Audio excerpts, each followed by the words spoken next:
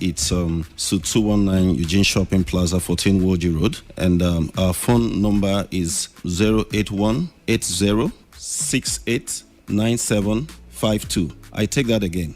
081 80689752. All right, thank you so much, Eloke. This is where we begin to draw the curtain for today. The numbers again before we just do our conclusions. To be part of this online training, text or WhatsApp the word yes to this number 081 806 89752. Thank you so much for being part of us. Work from home, online business ventures today. Thank you so much, Eloke, for making our time to be here. It's my pleasure. See you again next time and have a nice day.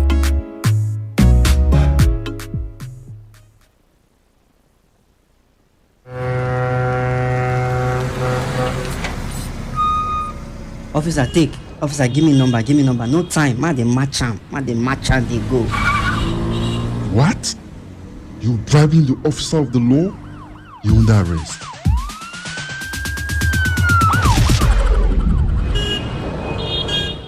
Let me see your papers. You can go. They're in order. Drive safe, okay? I don't understand though. No be the same country again. Officer reject bribe. Mona wake me. They arrest me yesterday. That yesterday, I go do my papers. See as I pass now. I pass without fear. You too, make you do wetin dey right. For we country to better, it dey for we hand. If you like, do like say you no hear am. To give or to take bribe, na offense. Una don't hear am, abi? You hear am too, abi? You hear am. You hear am well. They themselves, they hear am.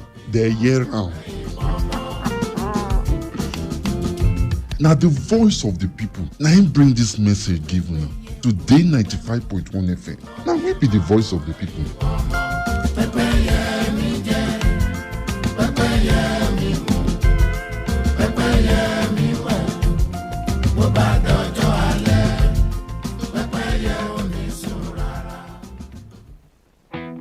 Wake up to today's quest. Wake up. All the news and information you need in one go. Get started with the best of sports, lifestyle, analysis, and Annie. Can you feel it? Can you feel it? Can you feel it? Wake up to today's quest with Annie on Today 95.1 FM. From 6 to 11 a.m. weekdays. Fantastic. Studio time is 15 minutes after 10. You're listening to Today 95.1 FM. It's time for the newspaper review. The Friday segment starts up right about now. I've got Emmanuel Ndukwe here with me. Emmanuel, good morning. Good morning, Annie. Good morning, Nigeria. All right, let's start with some of the papers this morning. Let's see which of them we can get started with real quickly.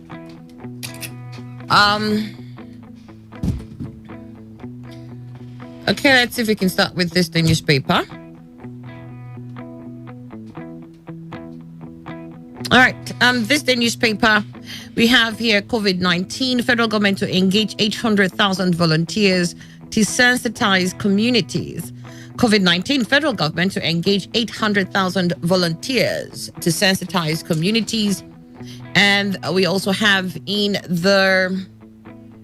this day paper, Tambuwal mourns as bandits kill 74 in Sokoto. Tambuwal mourns as bandits kill 74 in Sokoto. And House investigates mysterious deaths in Bonny Island. House investigates mysterious deaths in Bonny Island. Buhari has performed creditably, says presidency. Buhari has performed creditably, says presidency. And federal government worried over Brazil's status as new epicenter of pandemic. Federal government worried over Brazil's status as new epicenter of pandemic.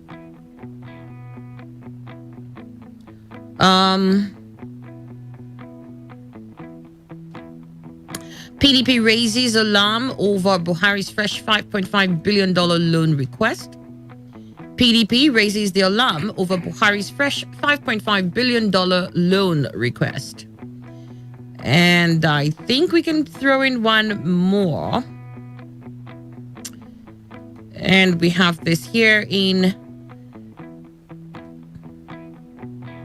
Nigeria's democracy beyond its crown year. Nigeria's democracy beyond its crown year. All the stories you find in this day newspaper. Let's see if we can quickly run through some of them. All right, so the first that we said, COVID-19, federal government to engage 800,000 volunteers. They say this is to help in sensitizing the public. I know that several times we've spoken about this prior to today, Emmanuel. We've mentioned the fact that we need to see government activate the need or an approach to sensitize the people, because it did seem as if they thought that it was an important aspect of dealing with the pandemic, that as much as we're looking for health facilities or health equipment and a cure to the pandemic or a vaccination to the pandemic, that while we're still in the middle of it, that one critical area in dealing with it was sensitizing the people. And that originally what seemed to happen was, yes, there was a regional course of enlightening the people where we heard and saw a lot of information portals opened up by government to sensitize the people. But that didn't last for so long before it just seemed the only thing we hear at intervals would be maybe the number of deaths and people moved on, and that began to wane. And our worry at the times we had that conversation was we need to see all levels of government activate the need to sensitize the people and sensitize them properly. I remember the last time we spoke on this we spoke on the means of communication and whether that we're communicating in the right terms, in the way that they understood what we're talking about. But it says here now that 800,000 volunteers are going to be engaged by the government in order to sensitize the people as concerning the pandemic. Volunteers. Yes, volunteers.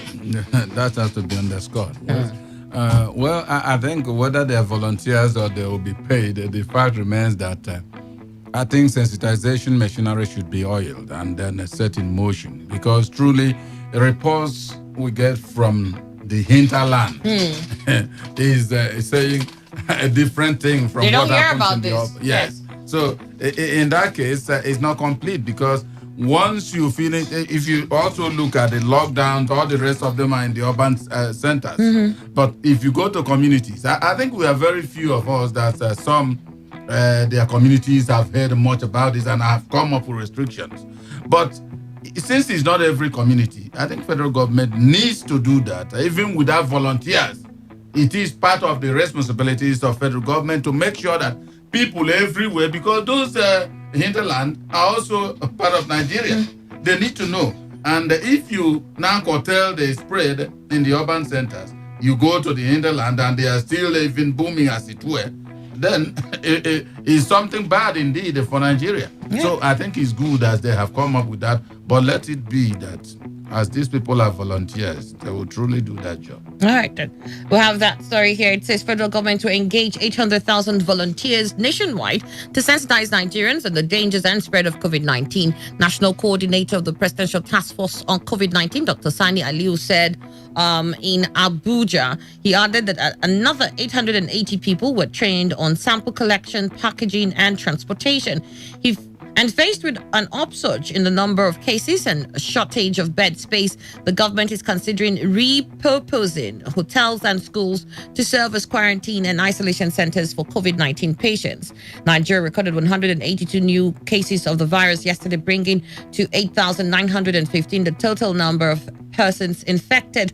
Announcing this last night, the Nigerian Center for Disease Control said Lagos recorded 111 new cases of the disease. The Federal Capital Territory 16, Akwa Ibom 10, Oyo 8, Kaduna and Delta 6 each, Rivers 5, Ogun and Ebonyi 4 each, Kano 3, Plateau, Gombe and Kebbi states 2 each, while Kebbi, Bauchi and Borno have 1 case each. It said the virus had claimed 259 lives. That story you've got in this day newspaper. Moving on, Tambuwal mourns the death of 71 people killed by bandits in Sokoto. Sokoto State Governor Honorable Aminu Tambuwal on Thursday vowed to deal with bandits that killed 74 people in the state. No fewer than 74 people lost their lives when the bandits attacked Gariki, Dan Adua, Kuzari, and Kotuma, all in Sabon Brinin local government area of the state on Wednesday night. According to an eyewitness, the bandits, estimated to be in their hundreds, stormed the villages on motorcycles, shooting sporadically, which led to the death of not fewer than 74 people. In his reaction to the attacks, Tambuwal commiserated with those who lost their loved ones, and I quote, "Yesterday I received with rude shock and maximum displeasure the killings of many citizens of Sabon Brini by bandits. This development is most discomforting considering the fact that myself and the entire security architecture of the state had on Tuesday visited the area and had fruitful discussions with the traditional leaders and other stakeholders and helped to nip this unfortunate incident in the bud. Nonetheless, under my watch, no stone will be left unturned in ensuring that the perpetrators of this dastardly act are brought to book." End of quote, he said.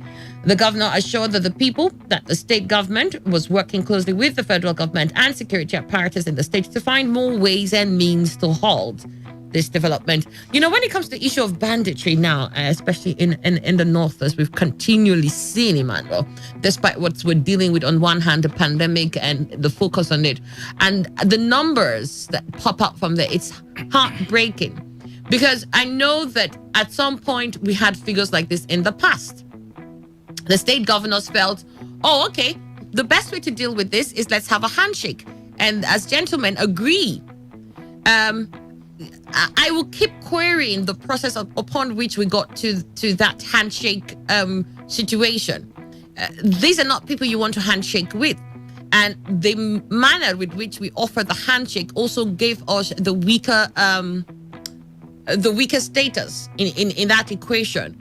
It did not come from the fact that we overwhelmed them and then we had decimated them in such a manner that they offered to sit on that table and were cowered into that position. It seemed the other way around, and that they did not understand that this is what it was when they were shaking hands, and that they used that period perhaps to infiltrate the systems on those camps where they are, have enough intel to be able to bring them down before they spring back into the situations that we see now. It just seemed as if they felt, oh, we've had a handshake, everybody goes back to life, it's all dandy.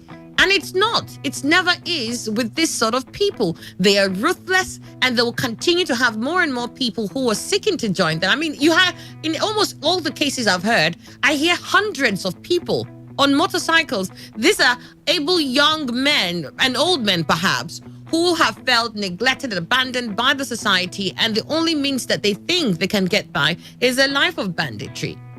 So you're not even considering what the future cases may be for you and how to ensure that you don't have more people who fall in line with that. I am totally and unfortunately disappointed with most of the northern governors who felt that the best way to deal with banditry was just to shake hands with them and then they went home. As far as I'm concerned, they went back to sleep. You see, Annie, granting amnesty or in a negotiation, I think a handshake is part of it. But the fact is that the way they managed it showcased them as having a weaker status than the bandits. Yeah. Now, if they had come out and said, maybe unanimously, now pass out the word that if they do not surrender between this time and that time, and they were going to flush them out, and these people now came on their own to receive the handshake, that would have made it, they would have had regard for government. But when government saw itself, perhaps its knees were on the ground and then calling them, and then maybe appeasing them, what is happening is expected. However, I'm faulting certain comments of Tambuwal there. He said he vows to deal with them. I'm not sure this is the very first Maybe we this, had maybe issues this seven, in Sokoto. yeah, maybe this 71 struck him where others have not. Maybe this 71 did. And remember, he said that, I mean, the same place where this happened was a place they had just been a day before. You see, for me, I think one man's life lost is enough to galvanize the authorities to do what they need to do. However, 74 is not a tea party.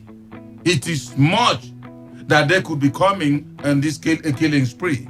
But what I believe also is that federal authorities should wade in. Because when you allow the state government, I want to know the number of troops, the number of officers of the police, and even the DSS that Tambuwal command.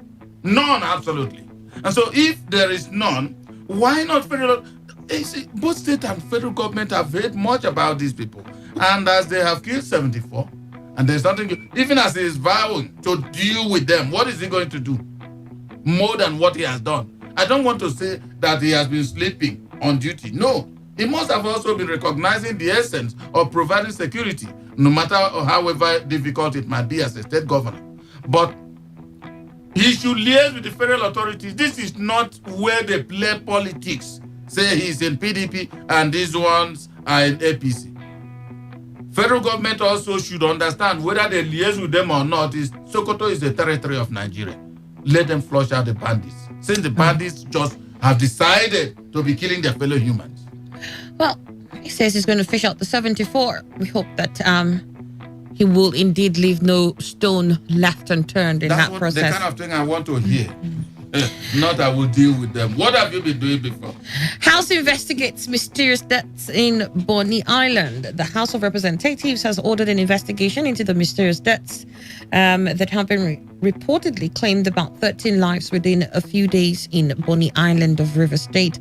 The House ordered the investigation following the adoption of a motion of urgent national importance moved by Honorable Dagogo Farah at the emergency plenary held yesterday.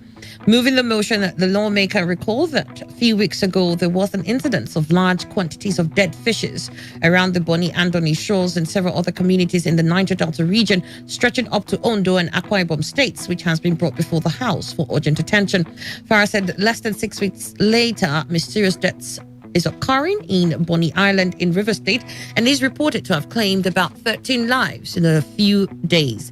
The lawmaker added that officials of the River State Ministry of Health and Nigerian Center for Disease Control collected samples in Bonny Island for testing to determine what was responsible for the strange occurrence, which some defined the symptoms to include loss of sense of smell, taste, fever, weakness, vomiting, and stooling.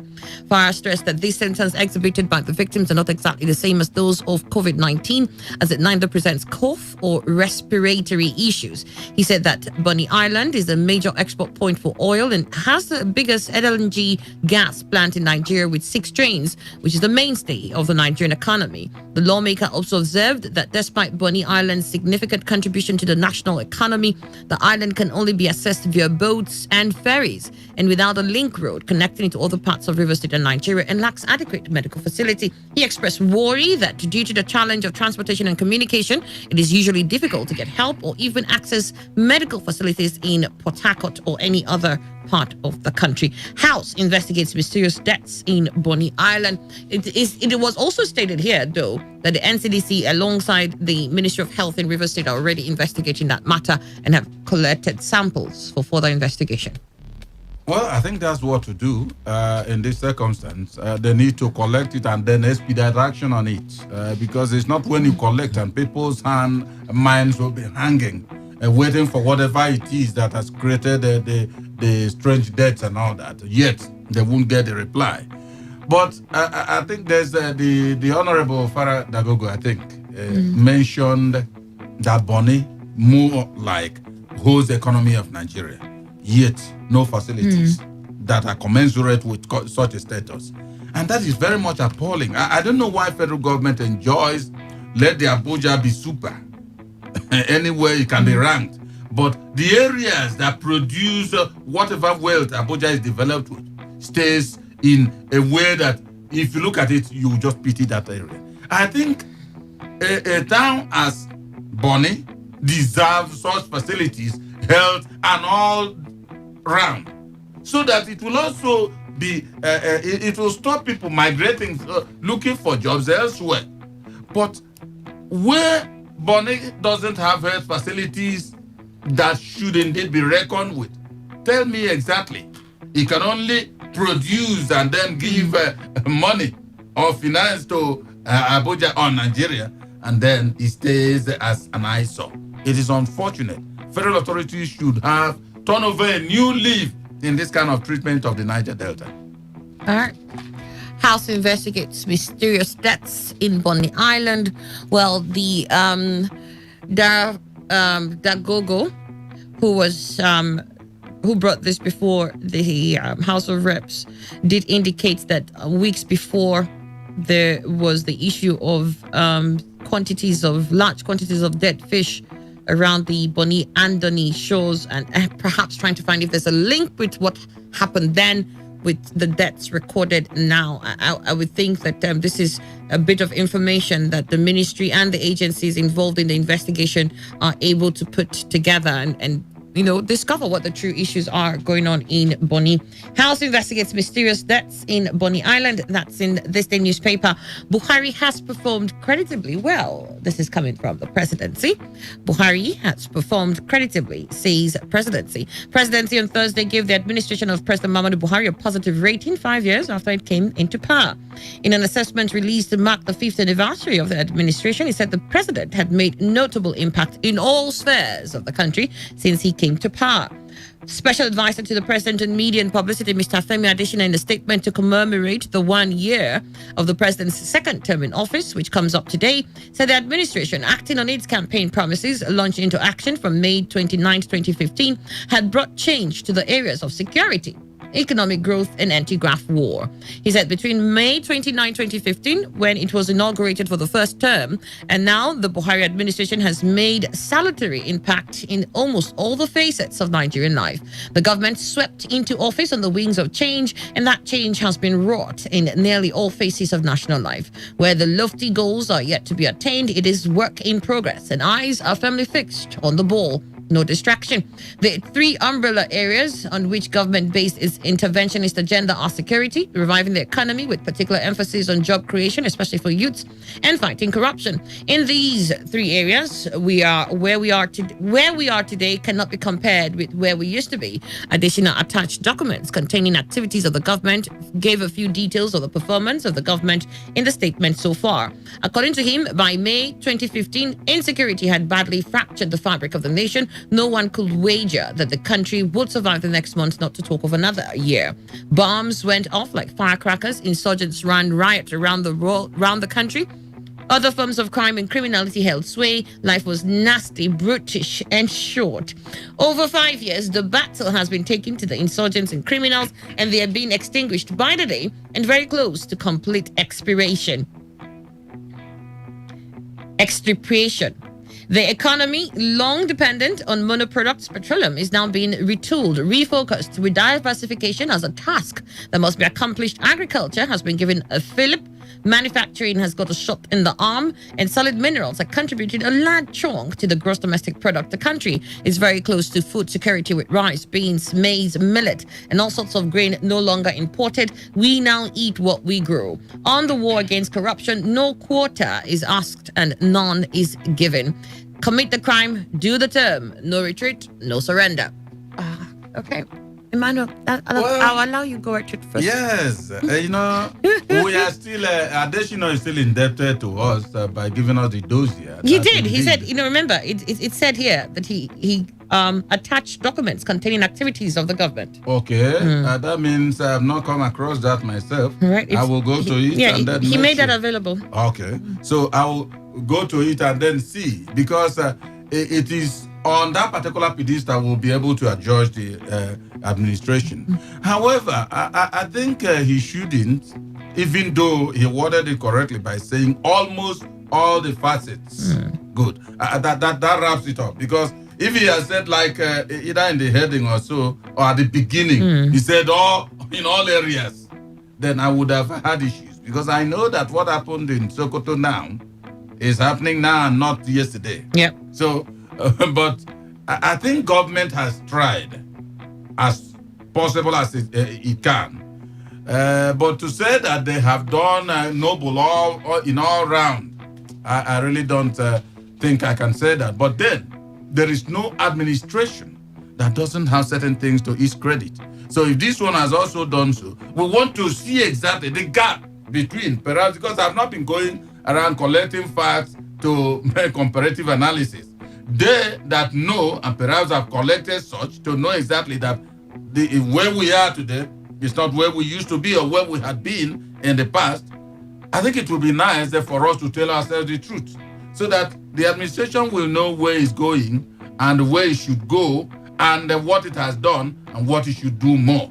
But on the angle of the presidency, indeed, saying that Buhari has done very well, that is playing the lizard. Because I wanted perhaps another agency, even independent, to come up and say, yes, this administration has certainly done more than the other one. However, the praise of this one, for me, is like playing the lizard. Yeah, I wouldn't have expected anything else, really. Like you said, the lizard would definitely praise itself. Adesina couldn't have come up and say, we failed. We didn't. No, his job would be on the line. We didn't fulfill. Yeah, we didn't fulfill what we did promise, or in trying to achieve some of those things, we have failed here. I doubt that will be what he tried to do here. Of course, what he will do will focus on the bright side of whatever this government has achieved, and truly, that's what he did. Like you said, there isn't any government that would not achieve certain successes. None. And sometimes the successes outweigh the failures. Yeah. And in some cases, the failures outweigh the successes. It just depends on where you put your eye. For me, especially when they make mention of security, when he says that at the time they came in, life was short and British and all of that, and bombs were going off like firecrackers. Yeah, that was happening. But you see, again, we might not have firecrackers going off at every corner, and but I think life is still short and British. I still think that we have an invasion of terrorists in every corner now, and they come under the guise of anything these days. I mean, we can't tell who they are. Initially, we could claim that these were Boko Haram members. Now we call them almost everything in the book that signifies terror. We have them as terrorists, we have them as ISWAP, we have them as bandits, we have them as armed robbers, we have them as gunmen, we have them as unknown men, we have them in any shade and form, and spreading across almost every part of Nigeria now. So I don't know how he doesn't see this as a fault in the security architecture itself and the level of security that Nigeria has attained ever since they came up in 2015. It is for these very reasons that we have had conversations as to why certain economic aspects are not booming. So when he also says, they've been able to diversify the economy in so and so manner, maybe yes, they've taken certain initiatives, but I think that a lot more will have been achieved and attained if we had done a lot more to ensure that security was installed, and that we had at least 80% or even 70% stability when it comes to the issue of security in the Nigerian network or Nigeria as a whole. We are unable to do that, and therefore so much more the economy has failed. I doubt that you see people who live in other countries who will say Nigeria looks like a nice place to go and invest at the moment. Security-wise, no. You have a lot of Nigerians too who have funds and want to do stuff, and they're wondering, well, can I actually open this shop, or can I open this business? Can I deal with it here and be comfortable that in the next 5 years I might begin to see returns? Because I don't understand what's going on with the issue of security. I mean, there's so much here that's going on that a lot of people have put their businesses on pause to get a grip of the security situation and the way forward with Nigeria before the start. That he doesn't understand that that's going on. But like I said, they have achieved something. And as his duty will warrant, he's put his eyes right on what they have achieved. Yes, the falsification of whatever happens is that side he will lean. You see, I think Adesina should be made to know that in 2015 and maybe a few years before, when they entered into office, it was Boko Haram that was charging up the atmosphere of this country. But today, we have banditry, we have kidnapping, we have every form, herdsmen attack and all the rest of them. The level of which we've never had before.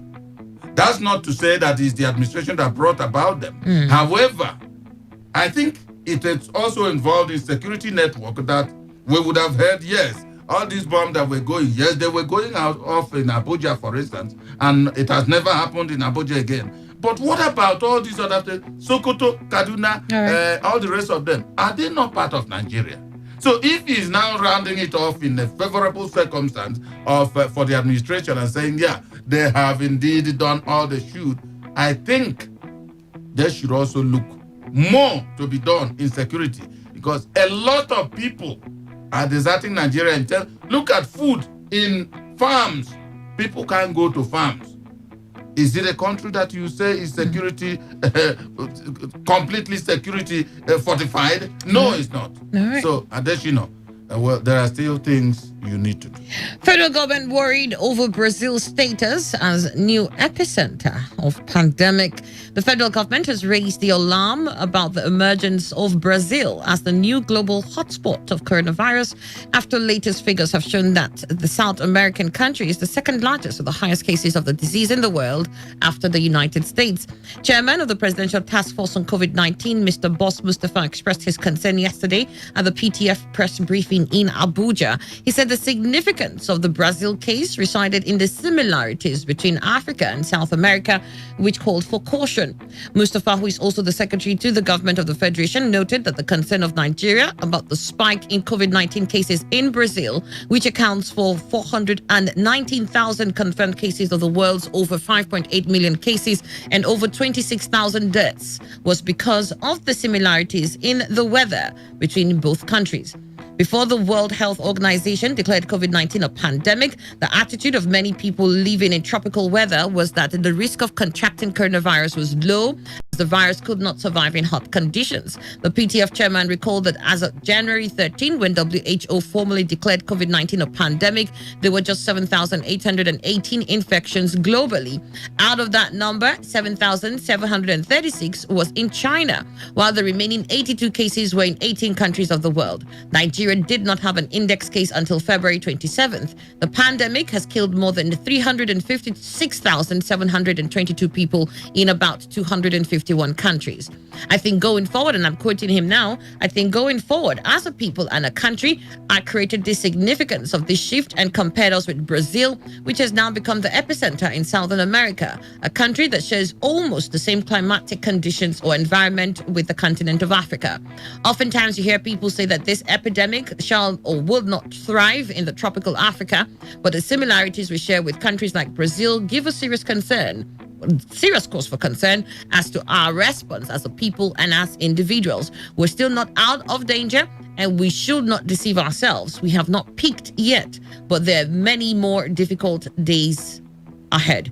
As a government considers those balance between lives and livelihood, we will be informed by data, we will be informed by science, and in taking into consideration the plight of the people of Nigeria. All right, so his fear is we've got too much similarities with Brazil and Nigeria, especially when it comes to environment and weather. And if they're having the kind of issues they have here, then we cannot rely on some of the old beliefs that perhaps kept some of us in ignorance. Well, I think genuine fears, because he's predicating it on similarity in weather condition. That, of course, should also do further galvanizing the Nigerian authorities to do what they ought to do. Because Brazil is struggling with that, much as Nigeria is also struggling with it. Because personally, I tell you, the spike we receive every day baffles me. Because when you are talking, it's just like federal government is talking about opening schools. I said, you are having it going up, and then you are planning to open schools where ignorant people by nature, children, will be. What do you expect to happen? Now, in South Korea, they will reopen, and they are now going to shut again because of the spike.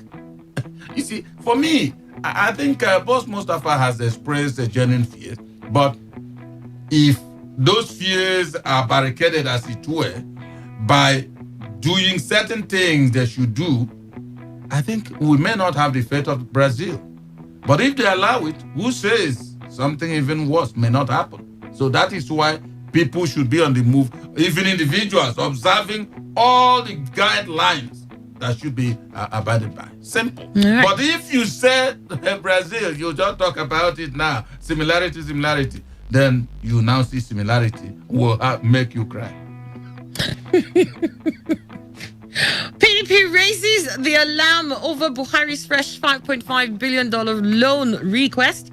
The People's Democratic Party, PDP, has raised the alarm over President Muhammadu Buhari's fresh loan request of $5.5 billion from different international financial institutions. The party said with the volume of foreign loans being accumulated by the administration, the nation and her people have been placed on the international auction market.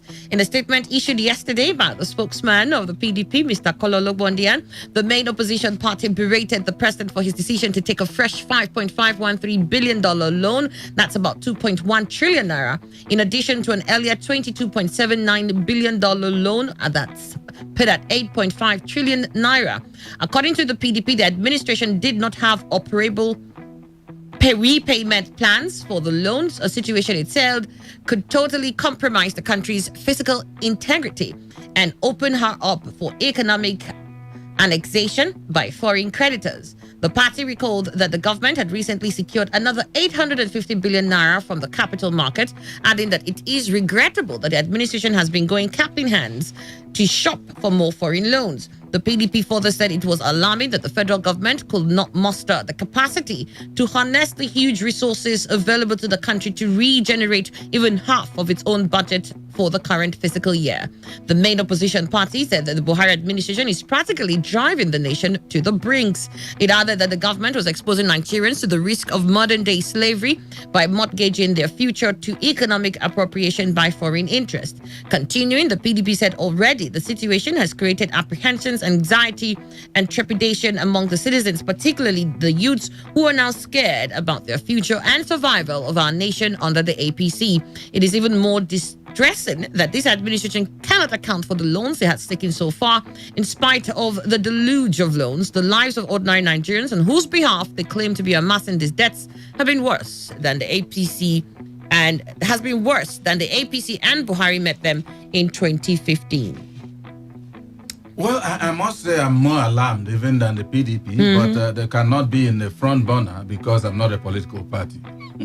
I tell you, but I'm more alarmed. You see, going for this latest loan, I don't know what is going on. I must be frank, but even though I recognize the presence of maybe economic advisors to the president who must also make inputs to him in their advice, I'm still alarmed. Because for me, it looks like the country perhaps may experience economic annexation if we are unable to pay all these loans. Now, are they coming out also, I want to believe, but then it's doubtful now that with the quantity of loans taken from outside, that they also have provided a way to be servicing them. If not, the future is very bleak. And if you keep on borrowing, and I'm not sure you are deploying all those funds in the right way for which they were borrowed, then when it comes, we'll start talking about imperialism.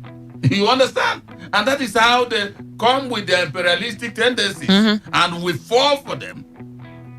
When you fall, they subjugate you. There's nothing you can do. So I hope the administration will look at the whole gamut of his borrowings and find out and view it with the lens, perhaps the sharpest administrative lens, to find out if they go on in this way, they will live tomorrow. What will become of Nigeria? All right, I agree with you. I mean, I'm just as perplexed by the fact that they need to borrow another $5.5 billion.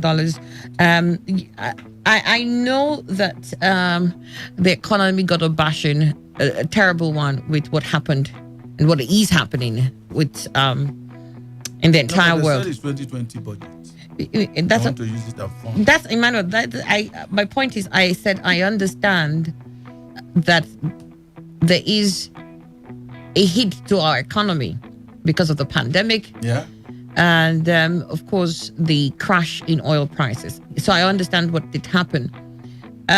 What I don't get is why they think at this time the best solutions is to borrow as much as they're borrowing, and not, scale down on so many other things that they're doing at the moment. I'm thinking that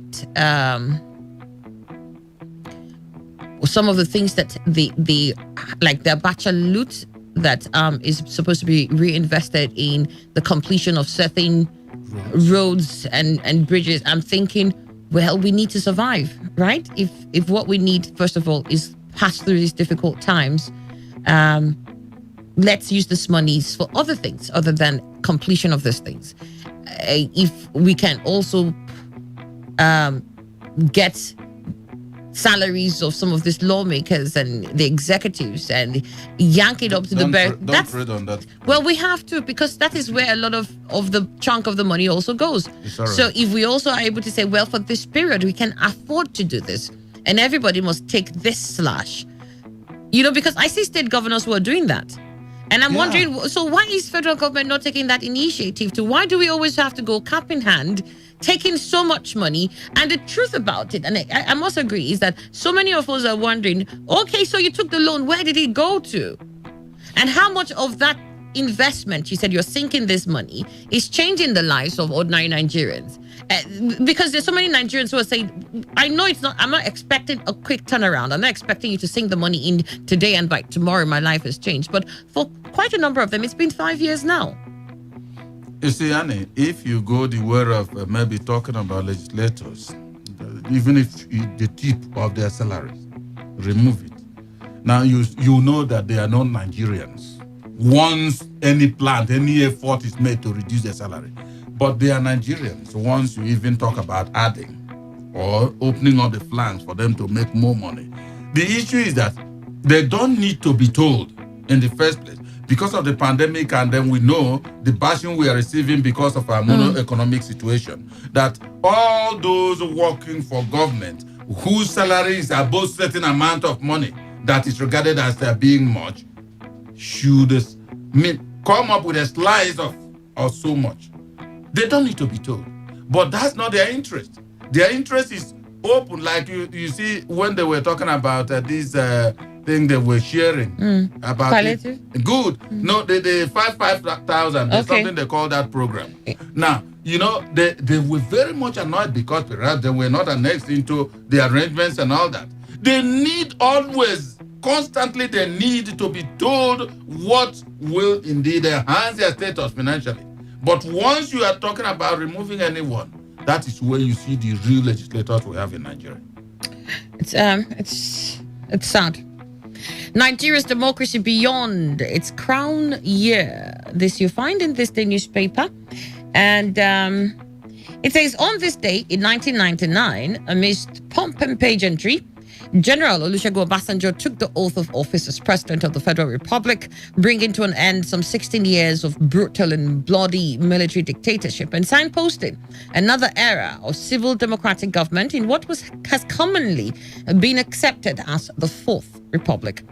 Today marks the 21st anniversary of Nigeria's Fourth Republic, which, despite its challenges and setbacks, still remains the longest uninterrupted democratic journey since the country's independence in 1960. In every time and clime, the 21st birthday, either of an individual or a corporate, is celebrated as a major milestone. In many countries, it is the legal age of adulthood, an age to be independent and responsible, if not to chart a path of possibility. Some call it the crown year, being the year young adults are allowed to carry themselves like royalty. Indeed, the 21st birthday is rooted in a rich tradition about the coming of age. However, where the Fourth Republic, a maiden celebrating her 21st birthday, could we trust her to be responsible and independent, to show enough promise to be treated like an adult?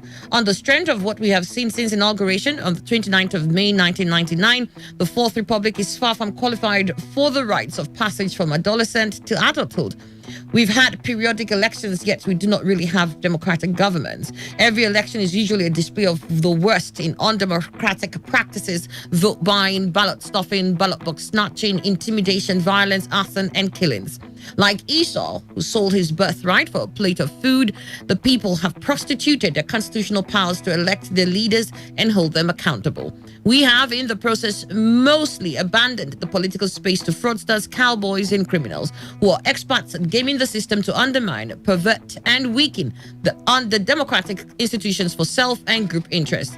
We have, therefore, been saddled at different levels of government with rulers, semi-dictators who personalize the state and its resources, and the cloth of our democracy has been worse for wear. It is important for the health of our country that the Fourth Republic has meaning. It shows its possibilities beyond the crown year, that the seed of democracy is nurtured to grow into an oak tree, and that the people are allowed sooner rather than later to leverage, in accordance with the Constitution, on social and economic conditions for which citizens can live a good life, or to borrow the hackneyed phrase of our politicians, enjoy democracy's dividends. In order to achieve this, we need to overhaul a few of the structures and institutions of state as itemized below, but in no particular order of importance. 1. The Nigerian Armed Forces is unsuited in ideology, structure, and leadership to serve the cause of democracy. The Nigerian Army, the oldest, largest, and most important component of the Nigerian Armed Forces, has its roots in the Hausa Constabulary, a paramilitary force largely constituted of Hausa-speaking people of northern Nigeria. Established in the late 19th century, the 1,200-strong Hausa Constabulary was set up by the colonial authorities at the time to quell internal revolt for policing duties. The constabulary became, at the beginning of the 20th century, part of the Royal West African Frontier Force, a British creation for its West African colonies, established principally to arrest French colonial expansion in areas bordering its territories, including northern Nigeria. The RWAF, which is the Royal West African Frontier Force, though saw little action during World War I, was fully active in World War II, with the British promoting ethnic cleavages by recruiting from the north personnel for infantry and artillery, while ensuring Southerners were recruited for posts requiring more technical training. By the time the Nigerian regiment in RWAFF transformed into the Nigerian Army as the British colonies in West Africa moved towards independence in 1960, a faulty foundation had already been laid. Little or nothing was done to correct the situation until the northern elements in the Nigerian Army took advantage of their number and strategic positioning of their officers and men to execute the July 1966 revenge coup. The ensuing civil war and Biafra collapse compounded the original error. The North dominated strategic military appointments and promotions. Indeed, the ability to speak Hausa enhanced the chances of officers and men for upward mobility, professionally and politically. There was also a preponderance of military institutions cited in the North, an unconscionable northernization policy the Buhari administration then and now has aggressively promoted. It is no coincidence that Northern officer cliques almost always dominated every successful military coup, with their attendant power, influence, and wealth that went with it. This created a cabal of officers and retired officers whose connections were so extensive, reach so long, influence so pervasive that they formed and removed governments at their whims. These were the godfathers of political and economic power. Inevitably, loyalty, perhaps the most important element in military service, became channeled to not the nation but individual officers. Perhaps because of the history of colonial creation, it is not the psychological violence from incessant coups. Military personnel treat Nigerians like a conquered people. They harass, beat up, and kill at the slightest excuse the very same people they have been trained to protect. A military where regionalism subverts nationalism, where politics trumps professionalism, and one that revels on visiting violence on the very citizens it was meant to protect, cannot possibly serve the cause of democracy. There is an urgent need for review. 2, the Nigerian police force. He went on and, I don't know that it's he or a couple of editors that wrote this together, but they had the Nigerian police And they also talked about leadership challenge. The leadership selection process among the nation's political parties is troubling. Since 1999, we've had fraudsters and career criminals and ritualists and certificate forgers elected or appointed officials of state council chairmen, legislators, ministers, and even governors. The political parties throw up all sorts of characters in government. There is no minimum standard in character and learning. Anything, even everything, goes. Some candidates of some backwater university will simply wake up and aspire to contest the presidential election. In societies where politicians take themselves seriously, only those who attended Ivy League institutions aspire to high elective offices. In those other societies, politicians aspiring for public offices will have to worry about their character, their pedigree, and their vision. But here, those who have money and guns seem to rule the roost. That's why we mostly have the worst of us enacting laws and formulating and implementing policies. Nigerian political parties should re-examine their leadership selection process. That's one sure way the Fourth Republic will begin to realize its possibilities so that democracy will thrive in Nigeria. The issues discussed above are not necessarily exhaustive. In the meantime, let's savor the 21st anniversary of Nigeria's democracy for whatever it's worth. Who knows? The Fourth Republic may yet flower. Nigeria's democracy beyond its crown year. It was written by NEB, Eniola Bello. All right, Mano. Well, I think he succeeded in creating a contradiction of sort because he has painted a gory picture of what has transpired in Nigeria, especially in his administration. Yeah. Now, he also said, let us savor the 21st day. Well, there's nothing else we can do at the moment. That's what he's trying to say. Yes, no, I understand what he's saying, but I am also saying that, you see, and there's nobody that can pick a ball of fire and put it in his armpit and cover his hands. No, you can't. You must drop it. So, if things are bad, it will always show in Nigeria and the way administrations go in this country. Take, for instance, all that he has said about the activities of the military. Now, when they are rejoicing that these, of course, are on unbroken 21 years, agreed, it has never had comparison in the past.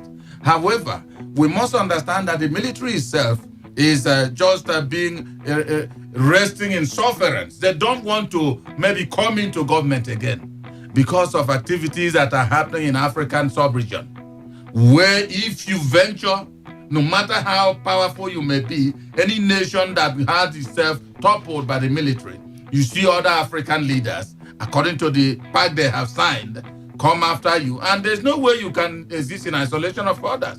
You will capitulate. That is exactly what is also making the Nigerian military keep quiet. It's not as if they are no longer power hungry. They are very well, but they are just resting in sufferance. Let it just go the way they want it, so long as our own money is not touched. I tell you, the country is replete with byword of history. But what can anybody do? Just as any BU says, let's suffer, maybe let us allow it in sufferance, as the military has also done. Because where will you start to make it look better or to work better? Where? Even the civilian administrations themselves, the civilian operators of the what they call democracy, of course, myself, nobody can have me sold on the idea that democracy operational in Nigeria. None. Because start from elections that make people who are now leaders go into offices. Are they elections? They compel people to vote. And they remember exactly, whether you vote or you don't vote, there must be people who occupy offices. And so that's not democracy in the first place. Think about the freedom. Is it there?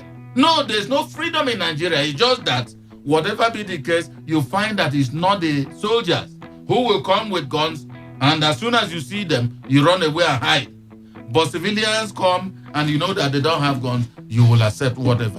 Let it be. But the fact is that it is on sufferance that Nigeria's seeming democratic practice is relying. I agree. 21 years, like you said, by the time you turn 21 years, The world pretty much sees you as an adult. It's like the cresting year of adulthood. You've 18 might be some official, but by 21, there's no doubt in mind. Emmanuel, some people 18 is your adult, but by 21, there's no doubt in mind that you're responsible for your life now, and that if you decide to venture on your own to do things, that about 90% of the entire world will believe that you should be doing this. Some even before 21. So if we want to use that as a yardstick, but I know that it doesn't work in that like manner when you're looking at nations and nation building. It doesn't have the same standards. You can't say by year one the same should happen in the nation. But I mean, if we just wanted to use that for the purpose of the write-up, and 21 years later, Nigeria perhaps ventured into her democratic form in 1999, and what has she done so far till now? I will tell you clearly, it's the same thing we do. We perfect our inability to take a raw material and turn it into a desired product. We don't know how to do that. It is not something we understand how to do. So I'm not expecting at any point that Nigeria as a whole will have decided that this new baby, this democratic baby we have, how do we nurture her and grow her? And that by the time we look at her, by the time she's 21, that we're going to have a beautiful bride of democracy, or a democratic bride, so to say, in existence. We don't know how that happens. We don't know what yardsticks we must keep ourselves in that will guide us along the way. We don't understand the kind of fire she has to go through so that she is refined, so that by the time she comes out at the end of the process, we have something more glorious. We don't know how to do that. And the reason that we don't know how to do that, and I think I'll take a cue from what we had Amor Post and Bobo Sophie Brown share here yesterday, was it because we don't plan, really. There is no plan. We just happen to whatever. If life happens to us, we deal with it. This is how we are in Nigeria. So there is really no plan. So by the time we came in 1999, we just kept rolling with whatever it is that hit us. And we expected that these experiences ought to teach us. But no, even when these things were hitting us, we were not learning. We were not keeping a tab on the things we were dealing with to ensure that we avoided those balls or those corners as we approached them. We just kept rambling on. So 21 years later, some of us are reflecting and we're looking back and we're shocked. You will find some people here who will still look at this and tell you, but we've done fairly well. I mean, yes, maybe she's a bride, but she might not be so beautiful. I mean, for some of us, we don't even see that. She doesn't exist. 21 years, you still have the forms of electing your leaders in the most crude manner ever. And if that is not the very foundation of a democratic system, then I don't know what else is. If the people cannot choose their leaders freely, fairly, then there really isn't any democracy. We're not talking about, because I want to be able to choose who I want, and Emmanuel wants to do the same. And between Emmanuel and I and whoever else that is voting in the like manner, whoever wins gets to be the leader. And that we did so because we believe that person to be able to deliver. Now, even the leaders, if they know that the only strength upon which they can emerge leaders is by the vote of the people, believe me, they'll begin to shape up. Very correct. And deal properly. But because they know that these things have been done by maneuvering. And the other day I spoke to you about, I wonder why the National Assembly is not expediting action on yeah, you said, Anna, you told me, you said, Annie, what do you mean you're perplexed? The reason is because this is the system that keeps them where they are. Yes. How because do you... If you straighten out everything about the Electoral Act, that means they are going to be stunted. And all this, the exhibition of corruption in all forms will now become stunted. And so they won't like it. They will want an unfettered space that will grant that corruption. Let it keep on growing. Well, and like Eniola pointed out, there were too many foundations that were faulty. The Nigerian Armed Forces, the police, whatever systems at all that we inherited from our colonial masters that metamorphosed into what they are now, so many of them are faulty. And if we think that we're not going to have to sit down and reevaluate that in such a manner where everybody owns a piece of it, then I don't know what we're talking about. We haven't even started then. We haven't. All right. But it is 11 minutes after 11. and I need to get our listeners to be part of the conversation for the remaining 28 minutes thereabout.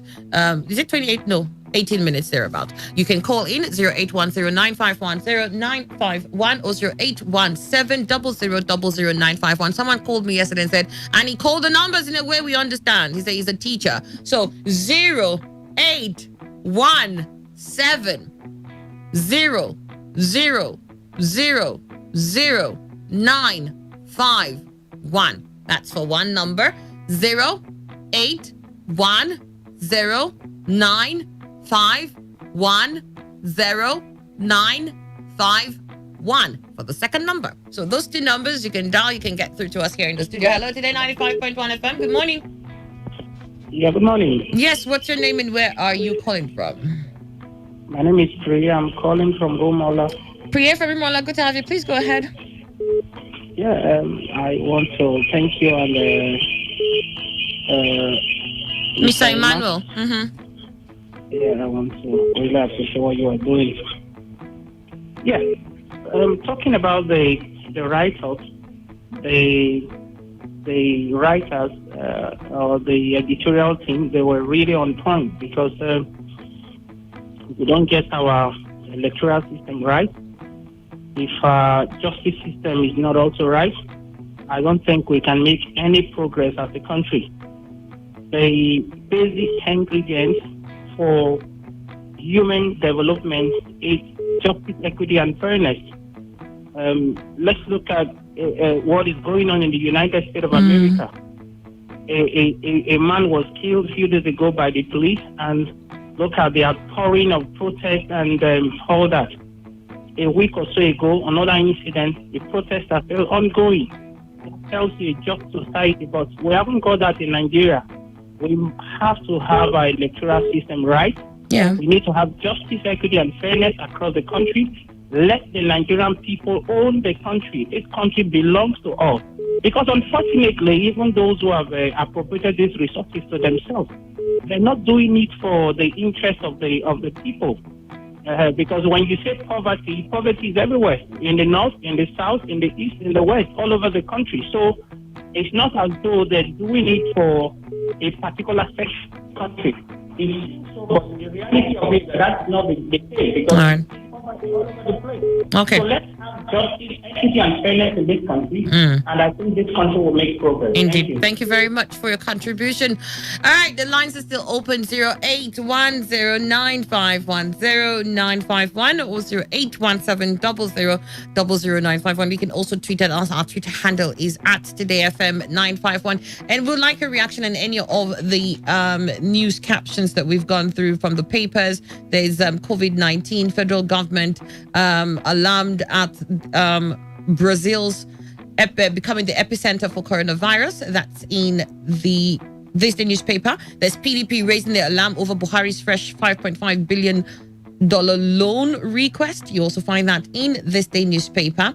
In this day newspaper, we have, I said it, federal government worried over Brazil's status as new epicenter of the pandemic. And we also mentioned the story earlier when we said they're to engage 800,000 volunteers to sensitize communities. And then House investigates mysterious deaths in Bonny Island. These were some of the stories that we discussed this morning. Hello, Today 95.1 FM. Good morning. What's your name? Good morning, Annie and Ogaima. Akanimo, good to have you. Go ahead. Yes, Annie, I want to talk about the sanitization and together with the insecurity.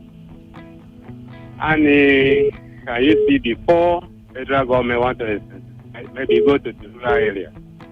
These are the people that federal government are left in darkness. You want now to go and sensitize them. How would they listen to you? How would they even understand what you are talking about? And the rural area needs light, rural area needs education, rural area needs health, rural area people need scholarship. They need everything, but we are not giving them. Now sensitization. Who will listen to the government? Now in the issue of security, set of people or the set of let me say region have defeated in this country for education, free education, and leave other regions in darkness, barring education, then these people are together in the country. How would you expect that insecurity will not take place?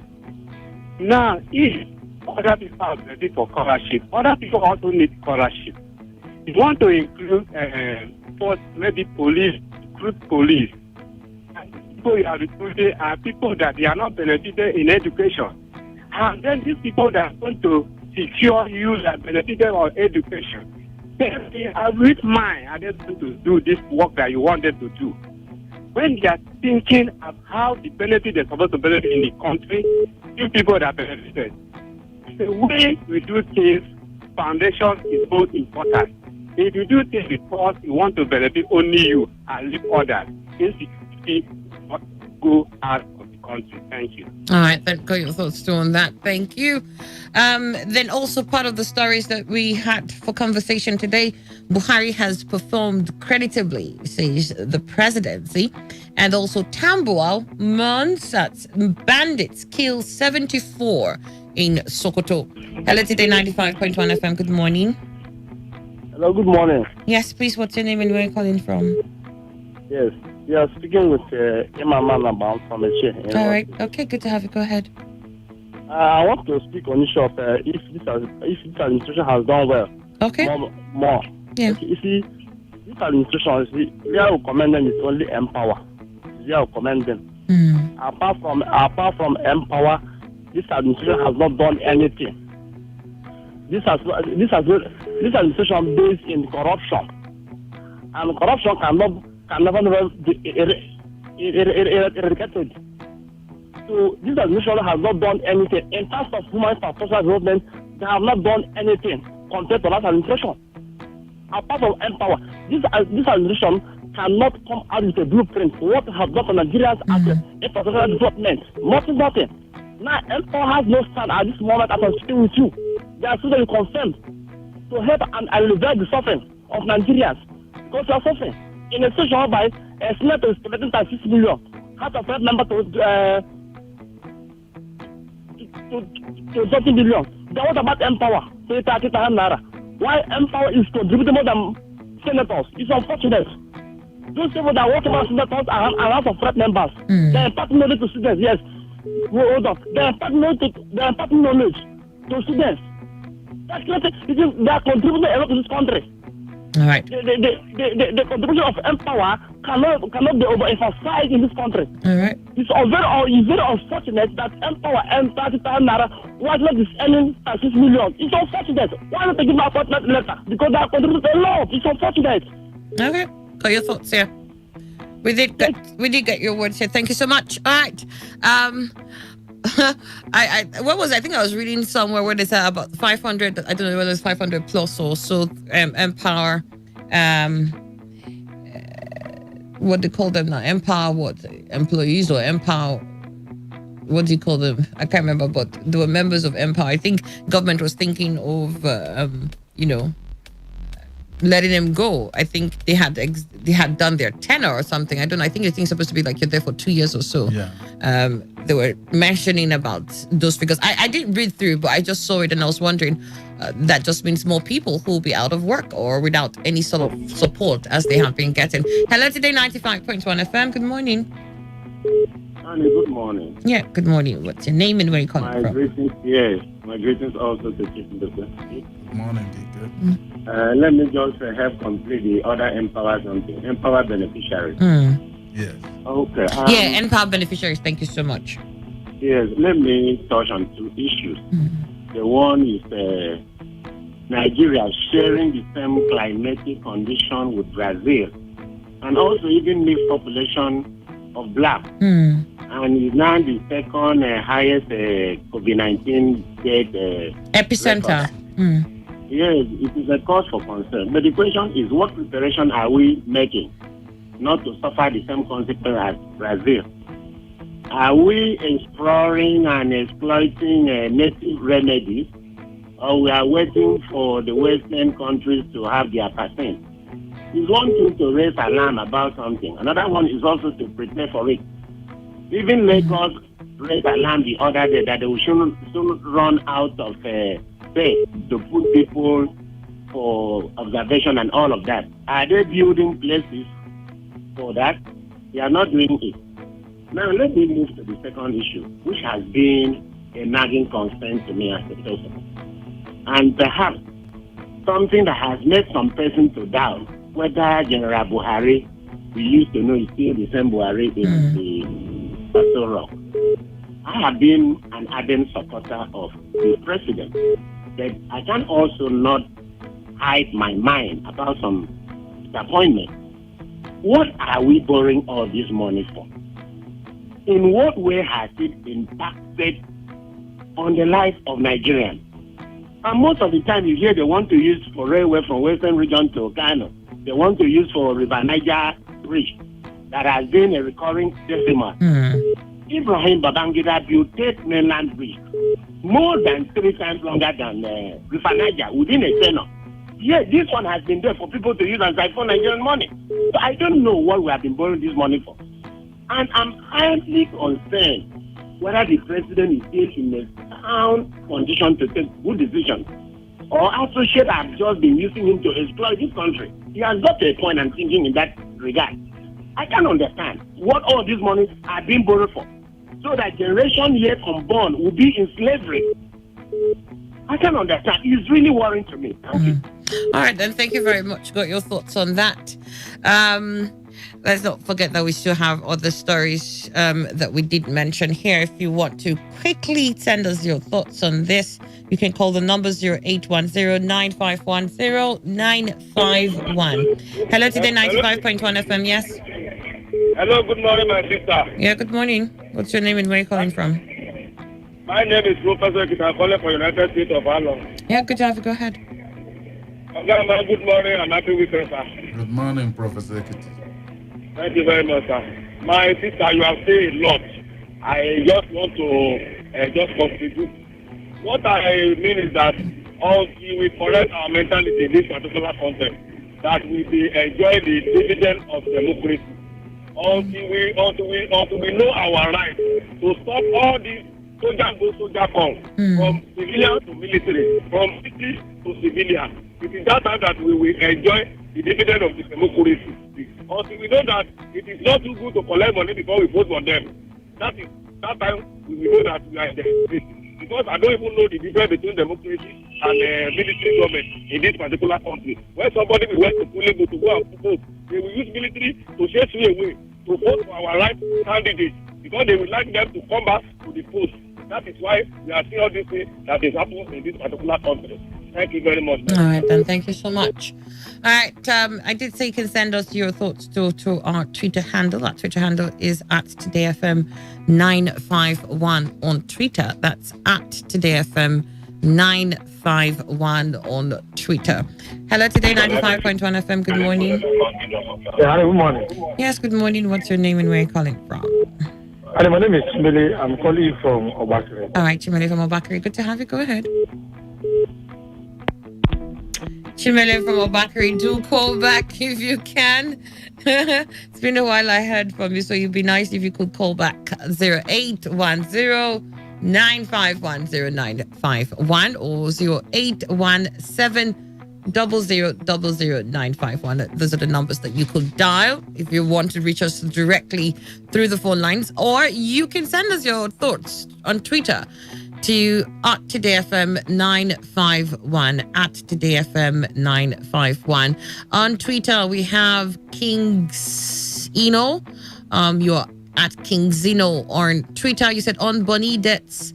And please ask Ima if he belongs to the school of thought that federal government is using proceeds from Niger Delta to develop FCT. How many oil wells does Obiapo and Falga have compared to Iche? Please compare the developments there. Apply same to Umahia, Asaba, Uyo, and Yenogoa. Hello.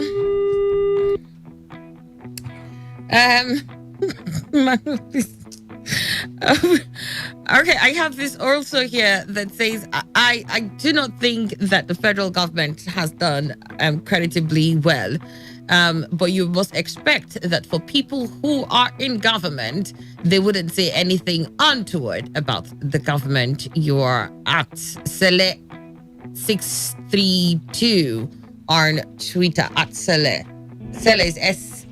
Thank you so much. Hello to the 95.1 FM. Yeah, Annie, good morning. Yeah, good morning. What's your name? You're speaking. All right, good to have you. Go ahead. Annie, just an observation before I hit finish. For some time now, you've been pushing us to Facebook and the Twitter. Yes, please. They're leaving the SMS and the WhatsApp. I hope the short period. It's a short period. Like I said, I was just trying to grow these other platforms. I know. So not all of us. I know. Don't worry. Maybe by next week, I'll include everything again. All right? Okay. Thank you very much. Okay. Yes, you are spoken well and they understand too. So you know my worry when somebody will just come up and say, President Buhari has done well. Right from by the end of the first year in his first tenure, this issue of President Buhari has not done well started, and it has remained like that. And when few people were shouting about the nepotistic tendency he was following, then it wasn't too clear. But everybody has come to realize that what President Buhari is just doing is just putting his Fulani kingsmen in top position of authority. Yeah. I overheard you where you were reading an article or so, a report about how the military started and how the Northerners now build up infantry of the army. Yes. It's similar to a report I was reading yesterday where they say that the army is helping the Fulani herdsmen to have ranches. Now we have the army ranch. And now that report even went to say that the Fulani herdsmen have occupied over 480 communities in Igbo land. In fact, it took me 2 hours to digest that report. It was very terrible. And now where did that report come from? I will send you that. No, I'm just asking. Where did you get what's the origin of the report? So the origin is from a society. It's a well-known society. What's the name of the society? I will forward it to the. Yeah, I know you will, but just tell me the name of the society. I didn't. In fact, I wanted to do that, but because of the time, it was too short. All right. So I didn't get the information. But I'll forward it to that one. Sure. It's a well-known society. So this now makes it possible for us to believe that when this COVID period, there is lockdown everywhere, and you still not doing youth, well, everybody, then coming into the southeast, southwest, and the south under lockdown, and that will tell you that there is a mystery going on because it is not done for nothing. Because for me, it's hard for me to even leave my house to go and even buy something from the next person's store. Talking of somebody leaving his state and then chartering more than 14 vehicles at a go to where? So it's very appalling. President Buhari has not done well. All right. At all. All right, so then. what is saying is just not okay then. All right, we got your thoughts on that. Thank you very much. It's 11:30, and we've got to go. This is pretty much the last call that we can take on the show. Emmanuel Ndukwe, let's have your thoughts. Well, I want to say that those who said that this administration has done very well, it would also be that it would have been better if others, apart from those in the presidency, were saying this. Because if you tell me that your mother is the best cook, that's exactly what I expect you to say, and that is plain the lizard. And of course, lizards are not always recognized when he plays that congratulatory message to himself. It is better others say, yes, you've done well. You've done well, but not as much as they are painting it. All right, then that's it. This is where we wrap up on the show. Thank you so much for being part of it. Do you have an exciting weekend ahead of you? Remember, keep yourself safe, wear your nose masks, and sanitize as often as possible. Stay away from high contact surfaces, and if you do touch them, make sure you sanitize as quickly as possible. And if you do not have to go out, please don't. Don't bother. I'll see you on Monday, safe and sound. In the interim, Entertainment Express comes up right now.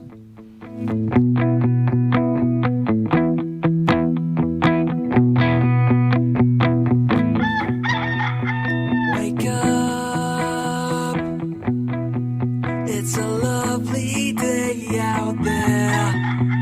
You've been listening to Today's Quest here on Today 95.1. Can you feel it? Can you feel it? Can you feel it? Join us next time, weekdays from 6 to 11 a.m. on Today 95.1.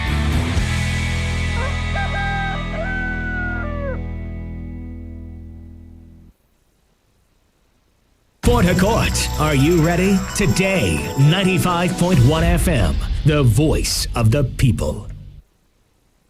You got a fetish for my love. Been waiting for a lifetime for Listen to Entertainment Today every weekday at 11:30 a.m.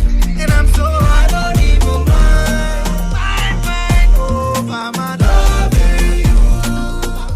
every weekday at 11:30 a.m. Only on Today 95.1 FM. Voice of the people.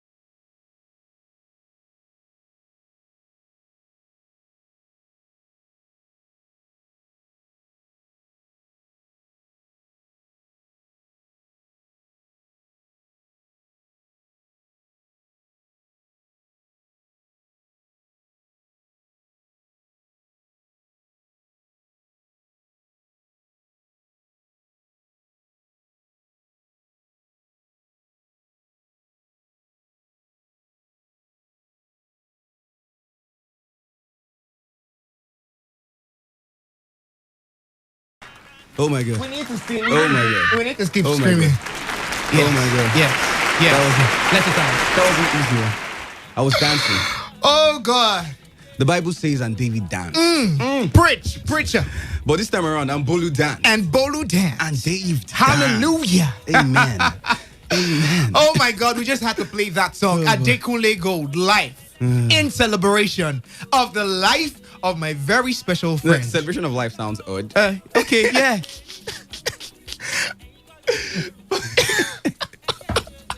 Oh my God. Well, ladies and gentlemen, as you might know, boys and girls, Yes. drum rolls, ladies and gentlemen, today, the 29th of May, is my birthday.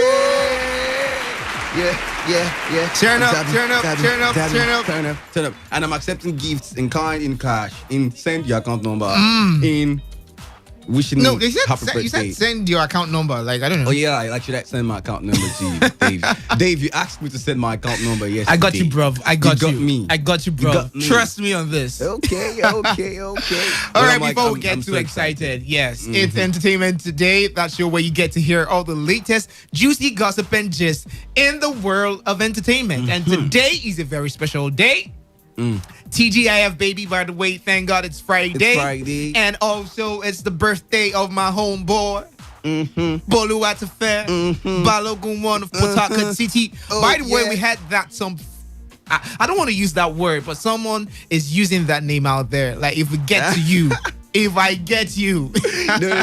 It's all cool. It's not too bad, Yeah. But you know what I mean? Balogun 1 of PH That's City. the problem. Yes. Of PH City. Yes. My birthday. I feel like dancing. Yeah, you would definitely get to I get to dance. dance, Definitely. All right, it's a shout out show today. So you call us up and let us know the person you want to wish that very special shout out to. All right, you want to send your shout outs to anybody today. Call us up 081 7000951 or 0810-951-0951. Or if you want to holler at Bolu, call us up. Let us know 0817-0000951 or 0810-951-0951. Happy birthday shout outs to you if today is your birthday also. Yeah, happy birthday to you. You're celebrating alongside the man himself, Bolu Atafe, the Balogun 1, okay, of Port Harcourt. All right, and I'm so excited alongside you. Congratulations to you and everybody out there. If today's your wedding anniversary, you're celebrating any other thing. Mind you, today's the 1 year anniversary of President Muhammadu Buhari coming into office as well. And it's my birthday. It used to be Democracy Day before. And then they moved it away. And it was no longer a public holiday, and I felt bad about it. I still feel bad about it. Oh my God. We're still sort of like still in that vibe. Still in that vibe. Hit us up, call us up. Let us know who you want to send that very special shout out to. Today, it's a shout out show. It's a Friday. Turn up, thank God it's Friday, Freaky Friday. Any name you want to give to it.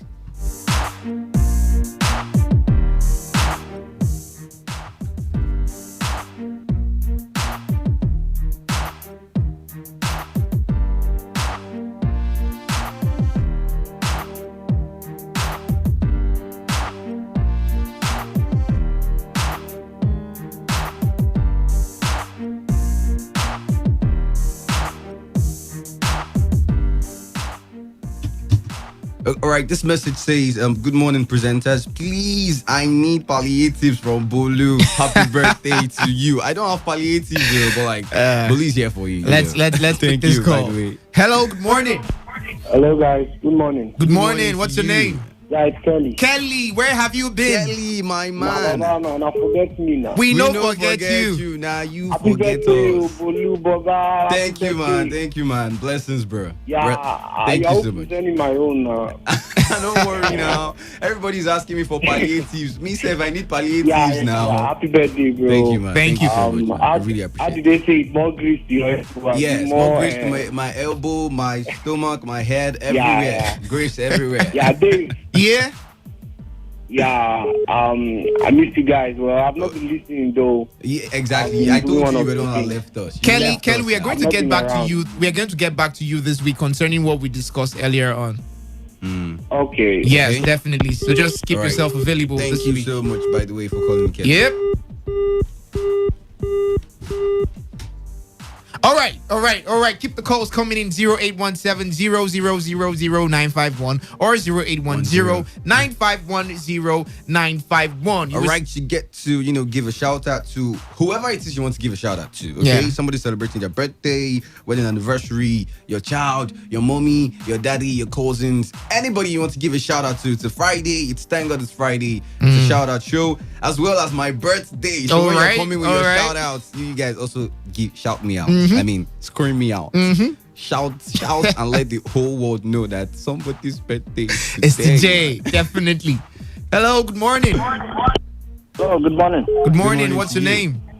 White, White. Welcome to the show. Welcome. Yes, I just want to wish my cousin, Justice Adebo. Okay. Oh, your cousin is my birthday mate. Yeah, you are, but still I send my birthday message to you too. All right, man. Thank you so much. Thank you so much. Happy birthday to your cousin as well. Happy birthday to your cousin. White Amazing from stuff. Uruguay, Like, yes. great people are born in May. Just and on wait. the 29th. Just On wait. the 29th. Just wait You know till what I June, mean? man. It's going to be lit everywhere. Dude, I'm telling you, everywhere is lit. Hello, good morning. Good morning. Can you morning, speak man. up, please? All right, so if you cannot, or you're trying to call and you can't, I don't know, probably the network or the lines are jamming and you can't reach us, do well, all right, to send a message to the number 0701-933-9962. You can send a text message or a WhatsApp message, and we'll do well, to read your messages and your well wishes. It's a shout out show. Yes, Who it do you is. want to give that shout out to? Make somebody feel special, all right? Mm. I mean, like when I was younger, it made me feel special. That's the thing. I felt good. Hello, good morning. Good morning, Mr. Robert. Good morning, Mr. Chima, right? Yeah. Mr. Chima. Mr. Chima, we welcome you to the show. Oh, the Balogu one. Mr. Chima, you are right. One name, one. Happy birthday to you. Thank you so much, Chima. Thank you so much, I want Chima. to also say happy birthday to one of my analysts I so much admire. Five face, Dunamene, five face. Five face, Junamini, happy birthday. Well, Face, oh, yes. I Happy told you birthday great to him. people are born on May 29th. I told Oh, you, Chima. yes. You believe, oh, right? Yes. Oh, yes. All right, thank you so much. Happy birthday to my friend, Queen Chat. Okay. Many of them. Okay. Many happy returns to them. God bless. All right. Thank you all very all much for calling, Chima. Thank you so much for calling, Chima. Whoa. Okay, this message says, hi guys, I'm shouting out to Bolu in the studio. Happy birthday to you. Wishing you long life and prosperity and joy. I am Amara. Amara. I guess Amara means Amarachi. Amarachi, thank you so much. Thank you Right, very like, much. I am so honored and I'm so And flabbergasted. in case you do not know, you are doing well. in case you do not, You are doing very well. let me leave that one. Let me just leave it. Hello, good morning. What were you about? Hello, good morning. Good morning. What's your name? I'm Wisdom calling from Alo. Wisdom. from Alu. Is Good this your morning to first you. time on the show? Nah. Yeah, I want to give shout out to my mom. Shout Wow. out to your mommy. Oh, that's cool. That's really good. Happy birthday to you. Thank you, Wisdom. Thank you, Wisdom. You're the man. You are the All right, have a man. blessed Thank you so day. much. Okay? Thank you very much for calling Wisdom.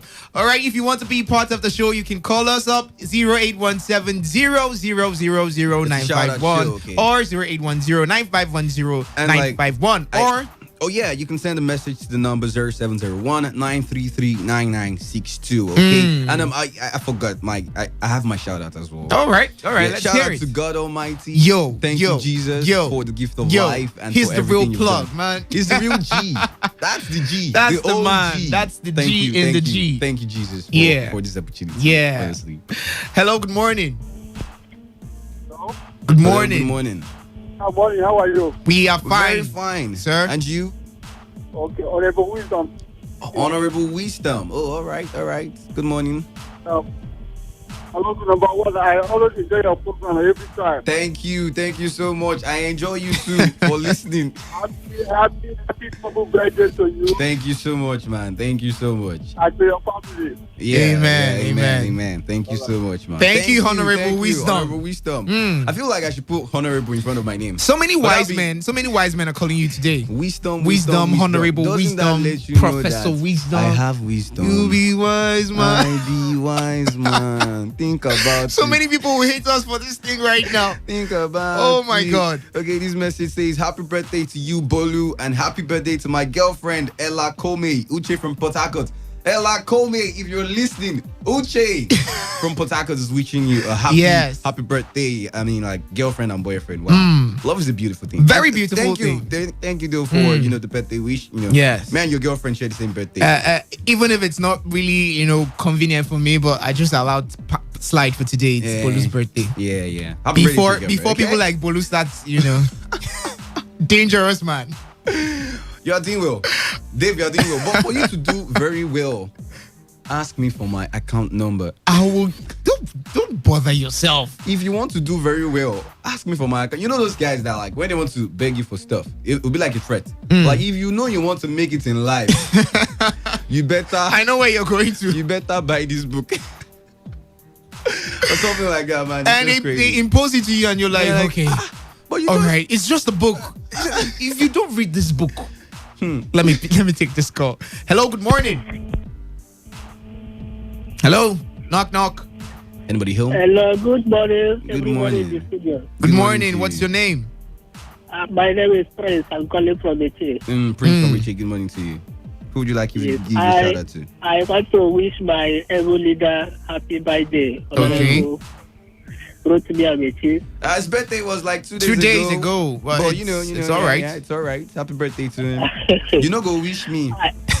I don't know you that are celebrating their birthday today. Okay, I all right. Thank All you. right, Thank you. all sir. right. God Okay. bless all of you. All right. Amen. Thank There's you so somebody I'm waiting for to hear. Somebody. Yes. Somebody. Yes. Somebody. All right. This one says, a very memorable birthday to you, Bolu. I love both y'all. Priska. We love you too. Thank you very Thank much. you so much, man. love to you, Much Priska. love to you as well. Okay. Yes. Thank you for the birthday wish. Woman of God, we need you to call and Woman of God, this is my shout out to you, woman of God. Call in and wish me happy wherever birthday. you are, woman of God, we Woman need to hear of from you God. right now. Bolu needs prayers. Woman of God, in the name of God. I think she will call very soon. Meanwhile, it's a Friday, and like we always do, top 3 songs for the week. And now, top 3 songs you must listen to. So tonight just go all the way with me. Top 3 songs you must listen to It is Hot 3 on Entertainment Today. on Entertainment Today.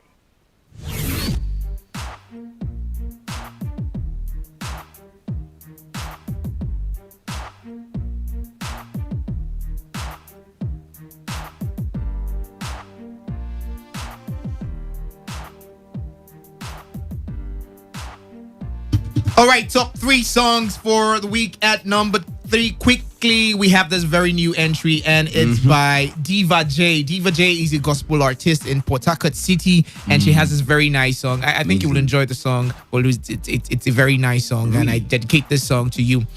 It's called Amagimo. I'm crying, guys. Let me cry. Give me like, okay, just please wipe or something. Just please. Let me So wipe my enjoy face. Amagimo by Diva J. Number 3. Oh my God. You're doing well.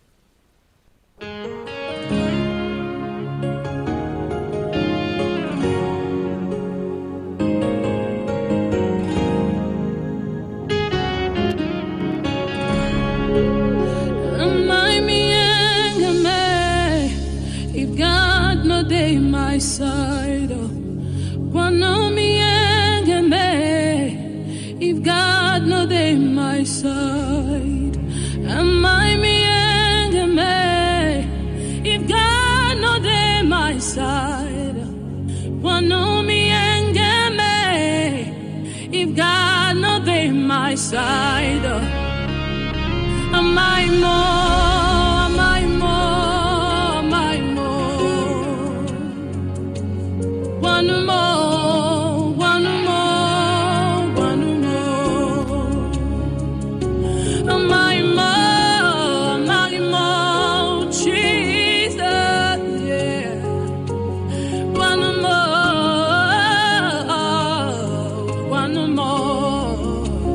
Am I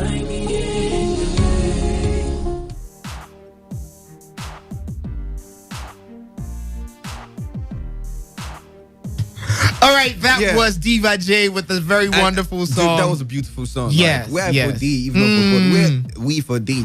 Everybody, where amazing song. We have been. Where would we have been? Yeah. You know, like Pigeon is quite like very easy. I was trying to compare and like, contrast. Yesterday we were talking and I was like, "You go."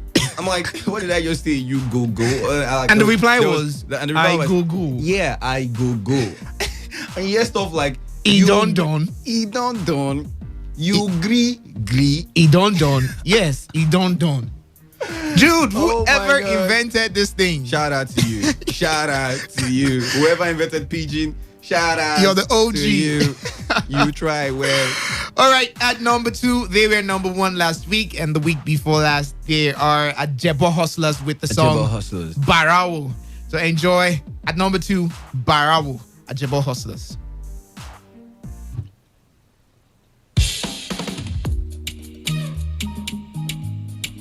Yo lo lo lo lo.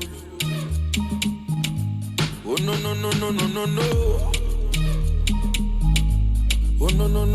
no. Them been parao, angry mob them killy barao, backing about. Bunny deep body them do I'm like Namao. Them conking or go, wipe them 2 by 2 in jackpot. 4-4 go out. Olokpa don't show, everybody don't cow out. Call him mama. Olokpa don't show, everybody don't jack out. This country now. Yo lo lo lo lo. This country now. This country now. Yo lo lo lo lo. This country now.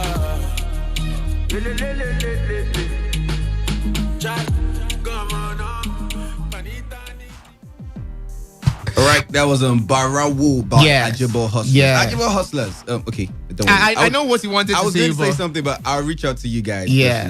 Okay? We have this message. This one says, "My name is Chiolu Precious. Happy birthday to you, Bolu1 of Port Harcourt City. Wishing you long life and blessings." Thank you so much, Chiolu Precious. Thank you so much. I really appreciate all of these messages. It means so much to me, everybody that sent their messages. And woman of God, we're still waiting for you. We're still waiting for you. Everybody. Your prayers, woman of God. I really appreciate. And everybody celebrating their birthday as well today. Happy birthday to you. I cannot over or underestimate this. Happy birthday to you. Okay, this one says, "Happy birthday to you and my wife, Egboro Kome Elikonwo, texting from Port Harcourt." Happy birthday to your wife, man. Yeah. And happy birthday to me as well. Thank you so much for the well wish. And I'm happy.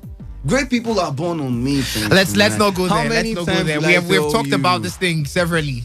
All right, at number 1, Kalada is jealous. This is surprising. Why? I don't know, man. You should be happy for me. Player hating. Let the haters hate. Let the potatoes potato. Now, at number 1, we have a new entry by Omale, and the name of the song is Lolo. I really love the song. And in case you're wondering who put this list together, it's sponsored by iMusic Market. All right, iMusic Market. Go check it out. They have their, very nice sites. You go download, stream, and play songs, especially, projecting artists from PHCT, iMusic Market. Shout outs to you, Moro Allen.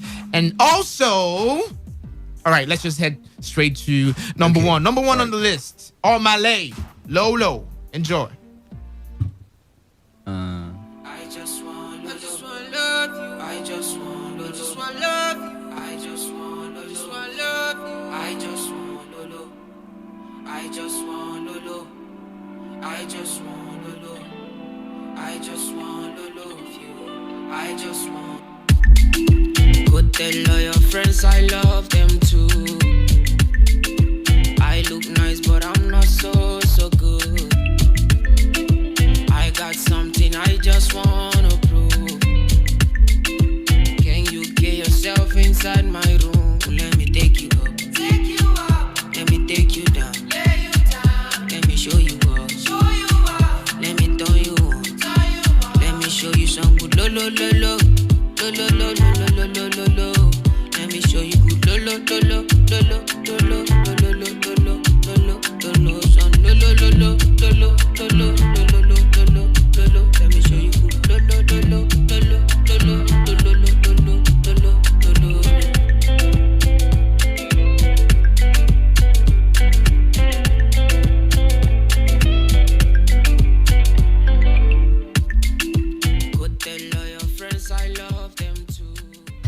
All right, Omale at number 1. Yep. Congratulations. That was the song Low. Number 1, Congratulations Low, to you. Omale. Yeah. And yeah. that was the number 1 song for the week, in case you don't know. Let's take these 2 quick messages. This one says, Buluwat Faye, check it out. Happy birthday. Number 1.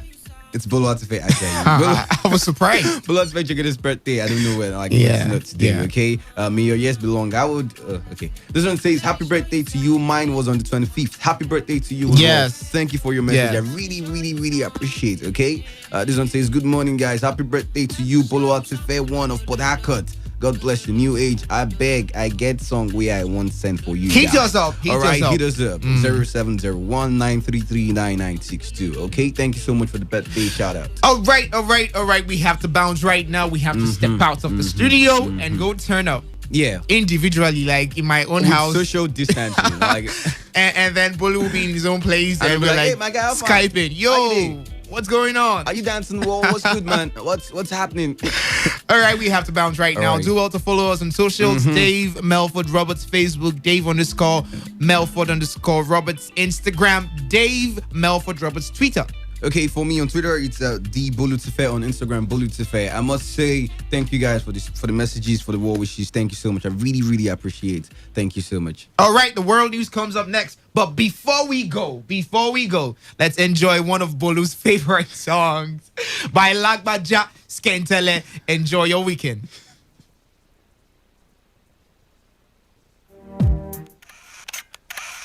Kò sí fashion kan tójú tí a lọ ìró àti bùbá yẹn pẹ̀lú gèlè skóńtóló.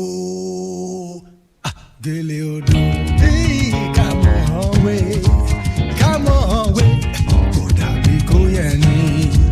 Gèlè odò tí come on way kò dàbí kó yẹ ní. Èyí yẹ ẹ́ o bàbá ta ló sọ pé kò yẹ ẹ́. Àwọn dà bàbá ta ló sọ pé kò yẹ ìgẹ̀gẹ̀ pa kó pa mọ́ wọn lẹ́nu kẹ̀kẹ́ tí kẹ́ pa mọ́ bàbá wọn lẹ́nu ìgẹ̀gẹ̀ pàṣẹ kó pa mọ́ wọn lẹ́nu sẹ́ kẹ̀kẹ́ tí kẹ́ pa mọ́ bàbá. Whether it's happening in Port Harcourt, South South, Nigeria, or around the world, we've got you covered on air, online, delivering balanced news and unbiased analysis. Today, 95.1 FM. This is Today, 95.1 FM, Port Harcourt. News.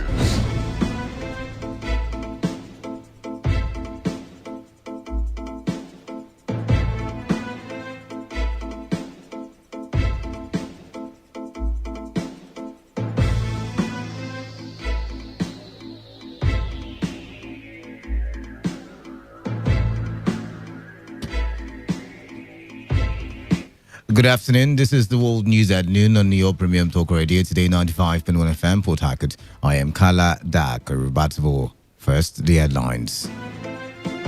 Presidency rules out on social media achievements President Muhammadu Buhari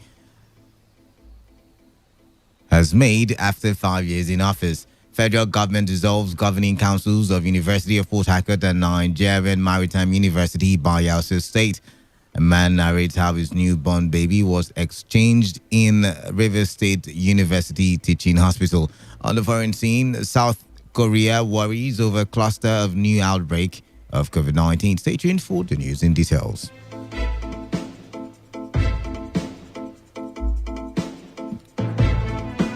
The presidency says the first anniversary of President Muhammadu Buhari's second term will be marked low-keyed. According to a statement by the President's Special Assistant on Media and Publicity, Gabashewu, narratives of the government's achievements over the past 5 years, which would normally have been showcased by ministers and the party, will go digital. While noting that the last 5 years have been full of historic achievements, Shehu urged all Nigerians to visit the presidential social media handles and read how the decades-long wishes of the Nigerian people have been met. He thanked Nigerians for entrusting the country's government in the hands of President Muhammadu Buhari. President Muhammadu Buhari has written the National Assembly seeking approval for a fresh loan of $5.5 billion. President Buhari, in the letter read by Speaker of the House of Representatives, Femi Gbajabiamila, said the loan was to finance the 2020 budget deficit, financing of critical projects, and supporting some states of the Federation. A similar letter was read by Senate President Ahmad Lawan during the Senate plenary. The President also presented a revised 2020 appropriation bill and the 2020-2022 medium-term expenditure framework and fiscal strategy paper to both chambers of the National Assembly. The House had earlier in May given approval for the President to borrow 850 billion naira loan for the government, which is a conversion of a planned external loan to domestic borrowing. The federal government has dissolved the governing councils of the University of Port Harcourt in Rivers State, as well as the Nigerian Maritime University, Bayelsa State. The decision was announced in a statement by the Director of Information, Federal Ministry of Education, Ben Gong, who disclosed that the decision was with immediate effect. According to the statement, the Minister of Education thanked members of the Governing Council for their service to the institutions and wished them success in their future endeavors. No reason was, however, given for the decision by the federal government. The federal government has confirmed that the National Open University is planning to commence its examination, which, however, will be conducted online. The Minister of State for Education, Emeka Nwajuba, who made the confirmation during the briefing in Abuja, said the management of NOUN is planning to conduct the examinations on Zoom app for students who are willing. The minister insisted that no institution would converge physically to conduct any examination until it is safe enough to open schools. All our 84 study centers around the country are closed. What we are trying to do with the Open University is test for Zoom. Those, if there are students who are willing to take the exams on Zoom, we've allowed that. But there won't be any converging anywhere until the place is open, until the country is open. And until then, any exams that can be taken will be taken on the Zoom platform for those who want to go with it. Nigeria has recorded 180 new cases of COVID-19. The new cases were confirmed by the Nigeria Center for Disease Control. This takes the country's total infections to 8,915, out of which 2,592 have been discharged, with 259 losing their lives. The new cases were spread across 15 states and the FCT, with Lagos accounting for the highest number of infections for the day, with 111. Rivers State recorded 5 new cases yesterday. Meanwhile, the Nigeria Center for Disease Control is insisting that Kogi State has recorded 2 cases of COVID-19 despite the rejection of the cases by the Kogi State government. The Director General of the NCDC, Chikwe Iekwazu, however, clarified that while the 2 cases were discovered in the FCT, the patients, however, live in Kogi State. The NCDC boss, who was speaking at the briefing of the Presidential Task Force on COVID-19 in Abuja, said the idea of recording the cases for Kogi State was to enable accurate contact tracing in the area where the patients live. The physicians in the National Hospital, I don't have any influence over the work that they do. They suspected COVID-19 based on the clinical symptoms of the patient. Did it ask for a test? The test came out positive. The individual lives in Kogi State. Everybody's in what we do in public health. Your public health response is based on where you live, because that's where your contacts are. So this is not controversial in any way. Standard practice was followed. Once the results came out, the state epidemiologist was informed that he has to do contact tracing around this patient. It is the state's responsibility to do that contact tracing. So we hope they do it. There's nothing actually controversial in any way about this. It's all standard, fairly standard practice. The Nigerian Civil Aviation Authority, NCAA, has released a COVID-19 pandemic public health protocol for Nigerian-based crews operating international flights. According to the new protocol, flight crews must now wear personal protective equipment, PPE, and observe infection prevention and control measures for the duration of their flights. The protocol also states that flight crews will not be quarantined but undergo mandatory testing for COVID-19 every 14 days at a cost to the air operator upon return to Nigeria. As flight crew members who test positive for COVID-19 will be taken to a treatment center for further management. Flight crew are to maintain a safe distance between passengers and themselves, avoiding direct physical contacts. Cabin crew will serve only pre-packed meals to passengers, and cabin crew will apply disinfectant spray in lavatory every 60 minutes during the flight. The new guidelines are contained in a letter by the Director General of NCAA, Captain Musa Nuhu, to all operators, airports, and other service providers. A federal high court in Abuja has discharged the former governorship candidate of the People's Democratic Party in Osun State, Senator Ademola Adeleke, in the alleged examination malpractices trial involving him and 4 others. Justice Inyang Eko, in a ruling, discharged Adeleke following the prosecution's decision to withdraw charges against him. Justice Eko, however, decided to continue with the trial of the other 4 co-defendants in the case, who were rearranged yesterday on a 7-count amended charge filed in the name of the Inspector General of Police. The Force Intelligence Bureau, FIB, will soon be detached from the Force Criminal Investigation Department, FCID, paving way for it to become a full-fledged department. The Inspector General of Police, IGP Mohammed Adamu, made this known in a memo he personally signed. He said after the FIB is excised from FCID, a Deputy Inspector General of Police, the IG, will be appointed as head of the new department. The IGP said the exercise is expected to fully integrate intelligence-led policing strategy to the community policing initiative in addressing the threats that the dynamics of crime poses to the country. He said President Muhammadu Buhari, in his capacity as chairman of the Nigeria Police Council, approved the reorganization of the Nigeria Police Force, NPF, with immediate effect. Meanwhile, the Inspector General of Police, IGP Mohammed Adamu, has ordered the immediate posting and redeployment of 11 commissioners of police to various commands and formations. The IG, in a statement by Force PRO, DCP Frank Kumba, says the new posting takes immediate effect.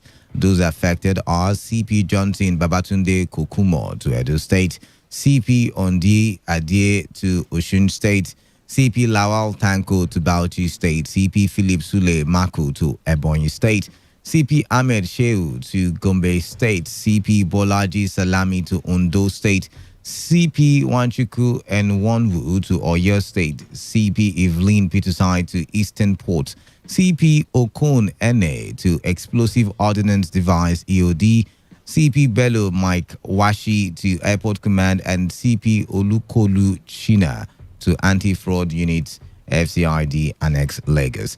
The IGB charged the newly posted officers to ensure they consolidate and advance the gains of their predecessors, particularly in the implementation of community policing, crime prevention, public security, public safety, and general crime fighting. The Niger Delta Development Commission, NDDC, has shut down its operations for 2 weeks to allow time for decontamination of the building. The commission also directed all staff members to stop coming to work in the meantime and self-isolate for 2 weeks. The directive is contained in a memo signed by Silas Ayanwu on behalf of the Interim Management Committee of the NDDC. The directive comes hours after a report of the death of the acting executive director of finance of the Interim Management Committee of the NDDC, Ibanga Etang. The People's Democratic Party in Rivers State, PDP, has expressed sadness over the death of the chairman of Asari Toru local government area, Odiari Prince-Will, who died of a yet-to-be-confirmed illness. State chairman of the PDP, Desmond Akawo, in a statement said, Prince-Will fought for the party and the state and did very well as a local government chairman in Asari Toru local government area. Akawo said the demise of the Asari Toru local government chairman is shocking to the entire party members of the PDP. There were reports that the late Odiari Prince-Will died in the early hours of yesterday and was buried immediately at the Port Harcourt Cemetery in a very low-key ceremony by officials of the Nigeria Center for Disease Control, NCDC.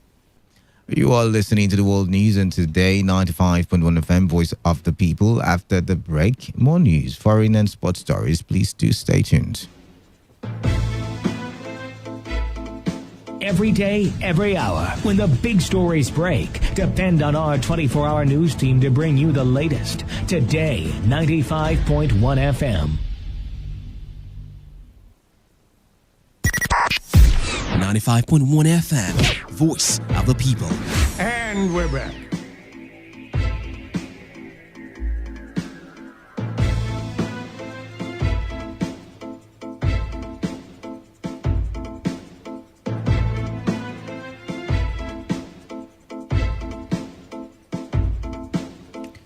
You're still listening to the world news at noon on Today 95.1 FM, Voice of the People. Welcome back. And now to the rest of the bulletin. A man has narrated how his newborn baby was erroneously exchanged at the Rivers State University Teaching Hospital, formerly known as Braithwaite Memorial Specialist Hospital in Port Harcourt. The middle-aged man, who identified himself as Bob, said after his wife was delivered of the baby to the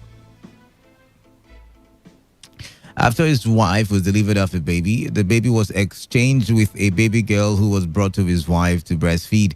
He said it took the intervention of a nurse who was on duty the day the new baby was delivered to correct the mistake. When I came to the hospital, my wife and my mom actually told me that the hospital management said that I abandoned my baby. After then, we went there to see the baby. And when my wife got there, the baby they gave her to breastfeed wasn't her baby actually, because the nurses were not careful while checking the baby. So after when I went there and I saw my own baby, my wife came back. When she was going back to the baby they gave her earlier, the nurse that is in charge of her own baby now came there. Now told her that this baby is not your baby, that look at your own baby here. Because another nurse have already shown her another baby that she breastfeed. They should take caution in whatever they are doing. The Chief Medical Director, Dr. Friday Aaron, is yet to react to the development as he did not respond to several calls by our correspondent. Authorities of the Rivers State College of Health, Science and Management Technology says there is no going back on the e-learning program introduced by the Ministry of Education to all tertiary institutions for students to recover part of their studies lost as a result of the ravaging COVID-19 pandemic. This is the position of the provost of the institution, Professor Franklin Inlerum, in reaction to reports circulated to students by the school's chapter chairman of the Academic Staff Union of Polytechnics that the e-learning program lacks the necessary facilities for its successful takeoff. Professor Inlerum, while dismissing the claims of ASUP's chairman, noted that the academic board of the school met and agreed to key into the online modern system of education to help students achieve their academic goals. The e-learning program is a program of the Rivers State Ministry of Education handed down to all the tertiary institutions in Rivers State to ensure that our students do not lose extra years in school because of the lockdown of the various institutions arising from the COVID-19 pandemic. And again, I also want to say that I totally disagree with him, because also that the decision to go on with the e-learning was the resolution passed by the academic board of the college. The academic board of the college is the highest policy-making organ of this college as far as academic matter is concerned. And the ASUP is not the spokesperson for the academic board, and the ASUP also is not the spokesperson for the college. He does not have the permission of the college to go out there to make that pronouncement that he made. And that pronouncement has brought a lot of misleading information to students and staff, because I know that we carried out the training and informed the students and staff that were going. On the foreign scene now, a police station in Minneapolis has been set alight during a third night of protest over the death of an unarmed black man in custody. The unrest continued despite the governor of Minnesota ordering the deployment of hundreds of members of the National Guard to restore order.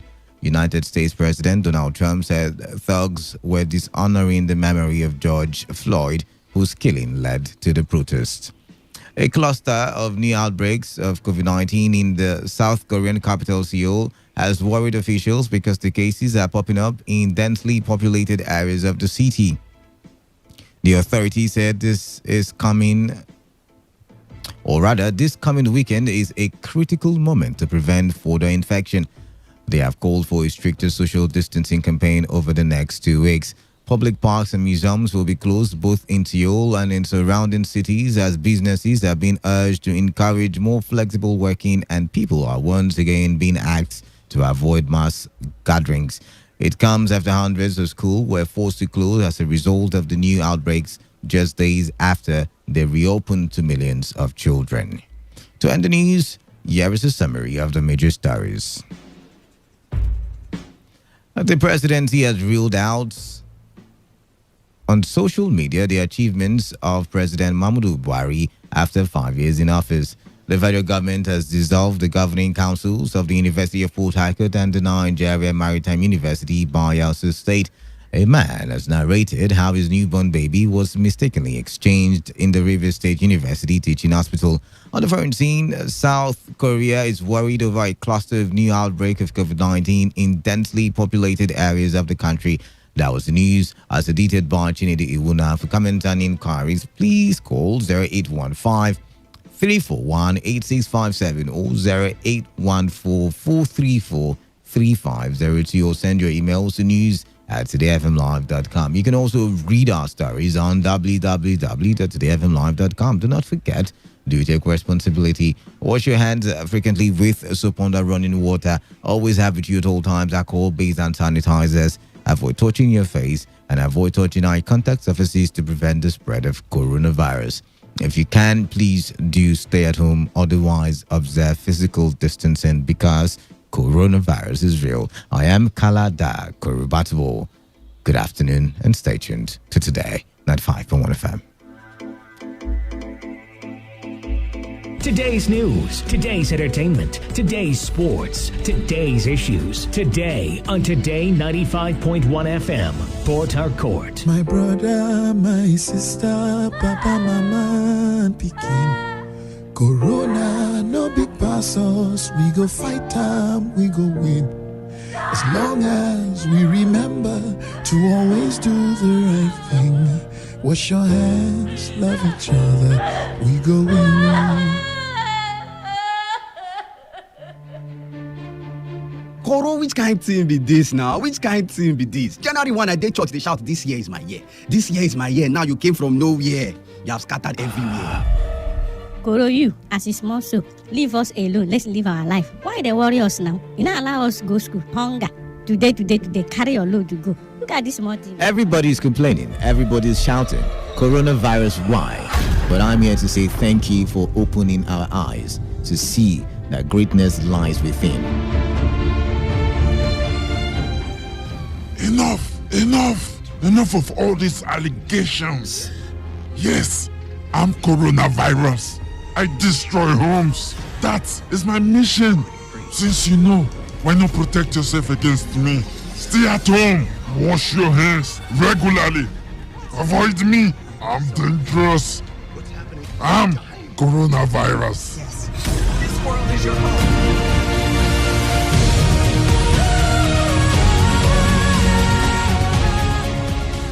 This message is powered by your premium talk radio, Today 95.1 FM, Voice of the People.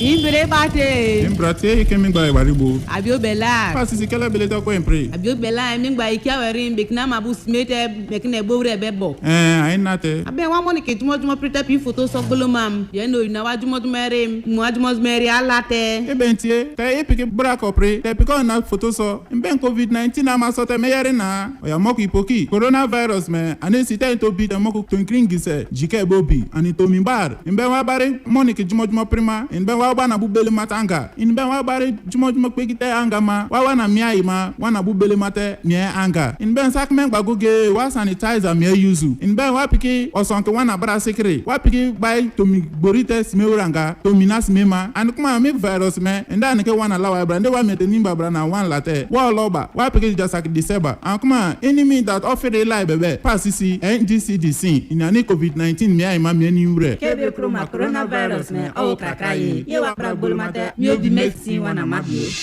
melkom na fikebom na prapo and Niger Delta Development Commission NDDC. This is the inner symphony of greatness, the epic soundtrack of success. I was born a champion. I was raised a champion. I got champion in my bloodline. I've always been a champion. I will always be a champion. And when I close my eyes and die, I will be a champion. On my headstone, they will write champion. Every time they mention my name, they will say champion. My legacy is champion. My obituary will read champion. Every time they mention my name, they will say champion. Because I am a champion. Every day that I get up, I say, good morning, champion. When I look in the mirror, I see a champion. When I go to the gym, I work out like a champion.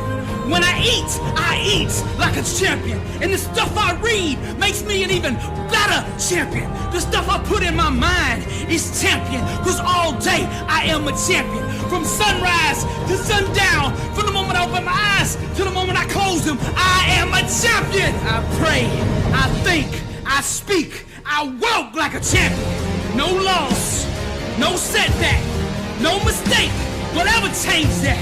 I'm a conqueror, born to succeed, anointed to prosper, blessed and unstoppable.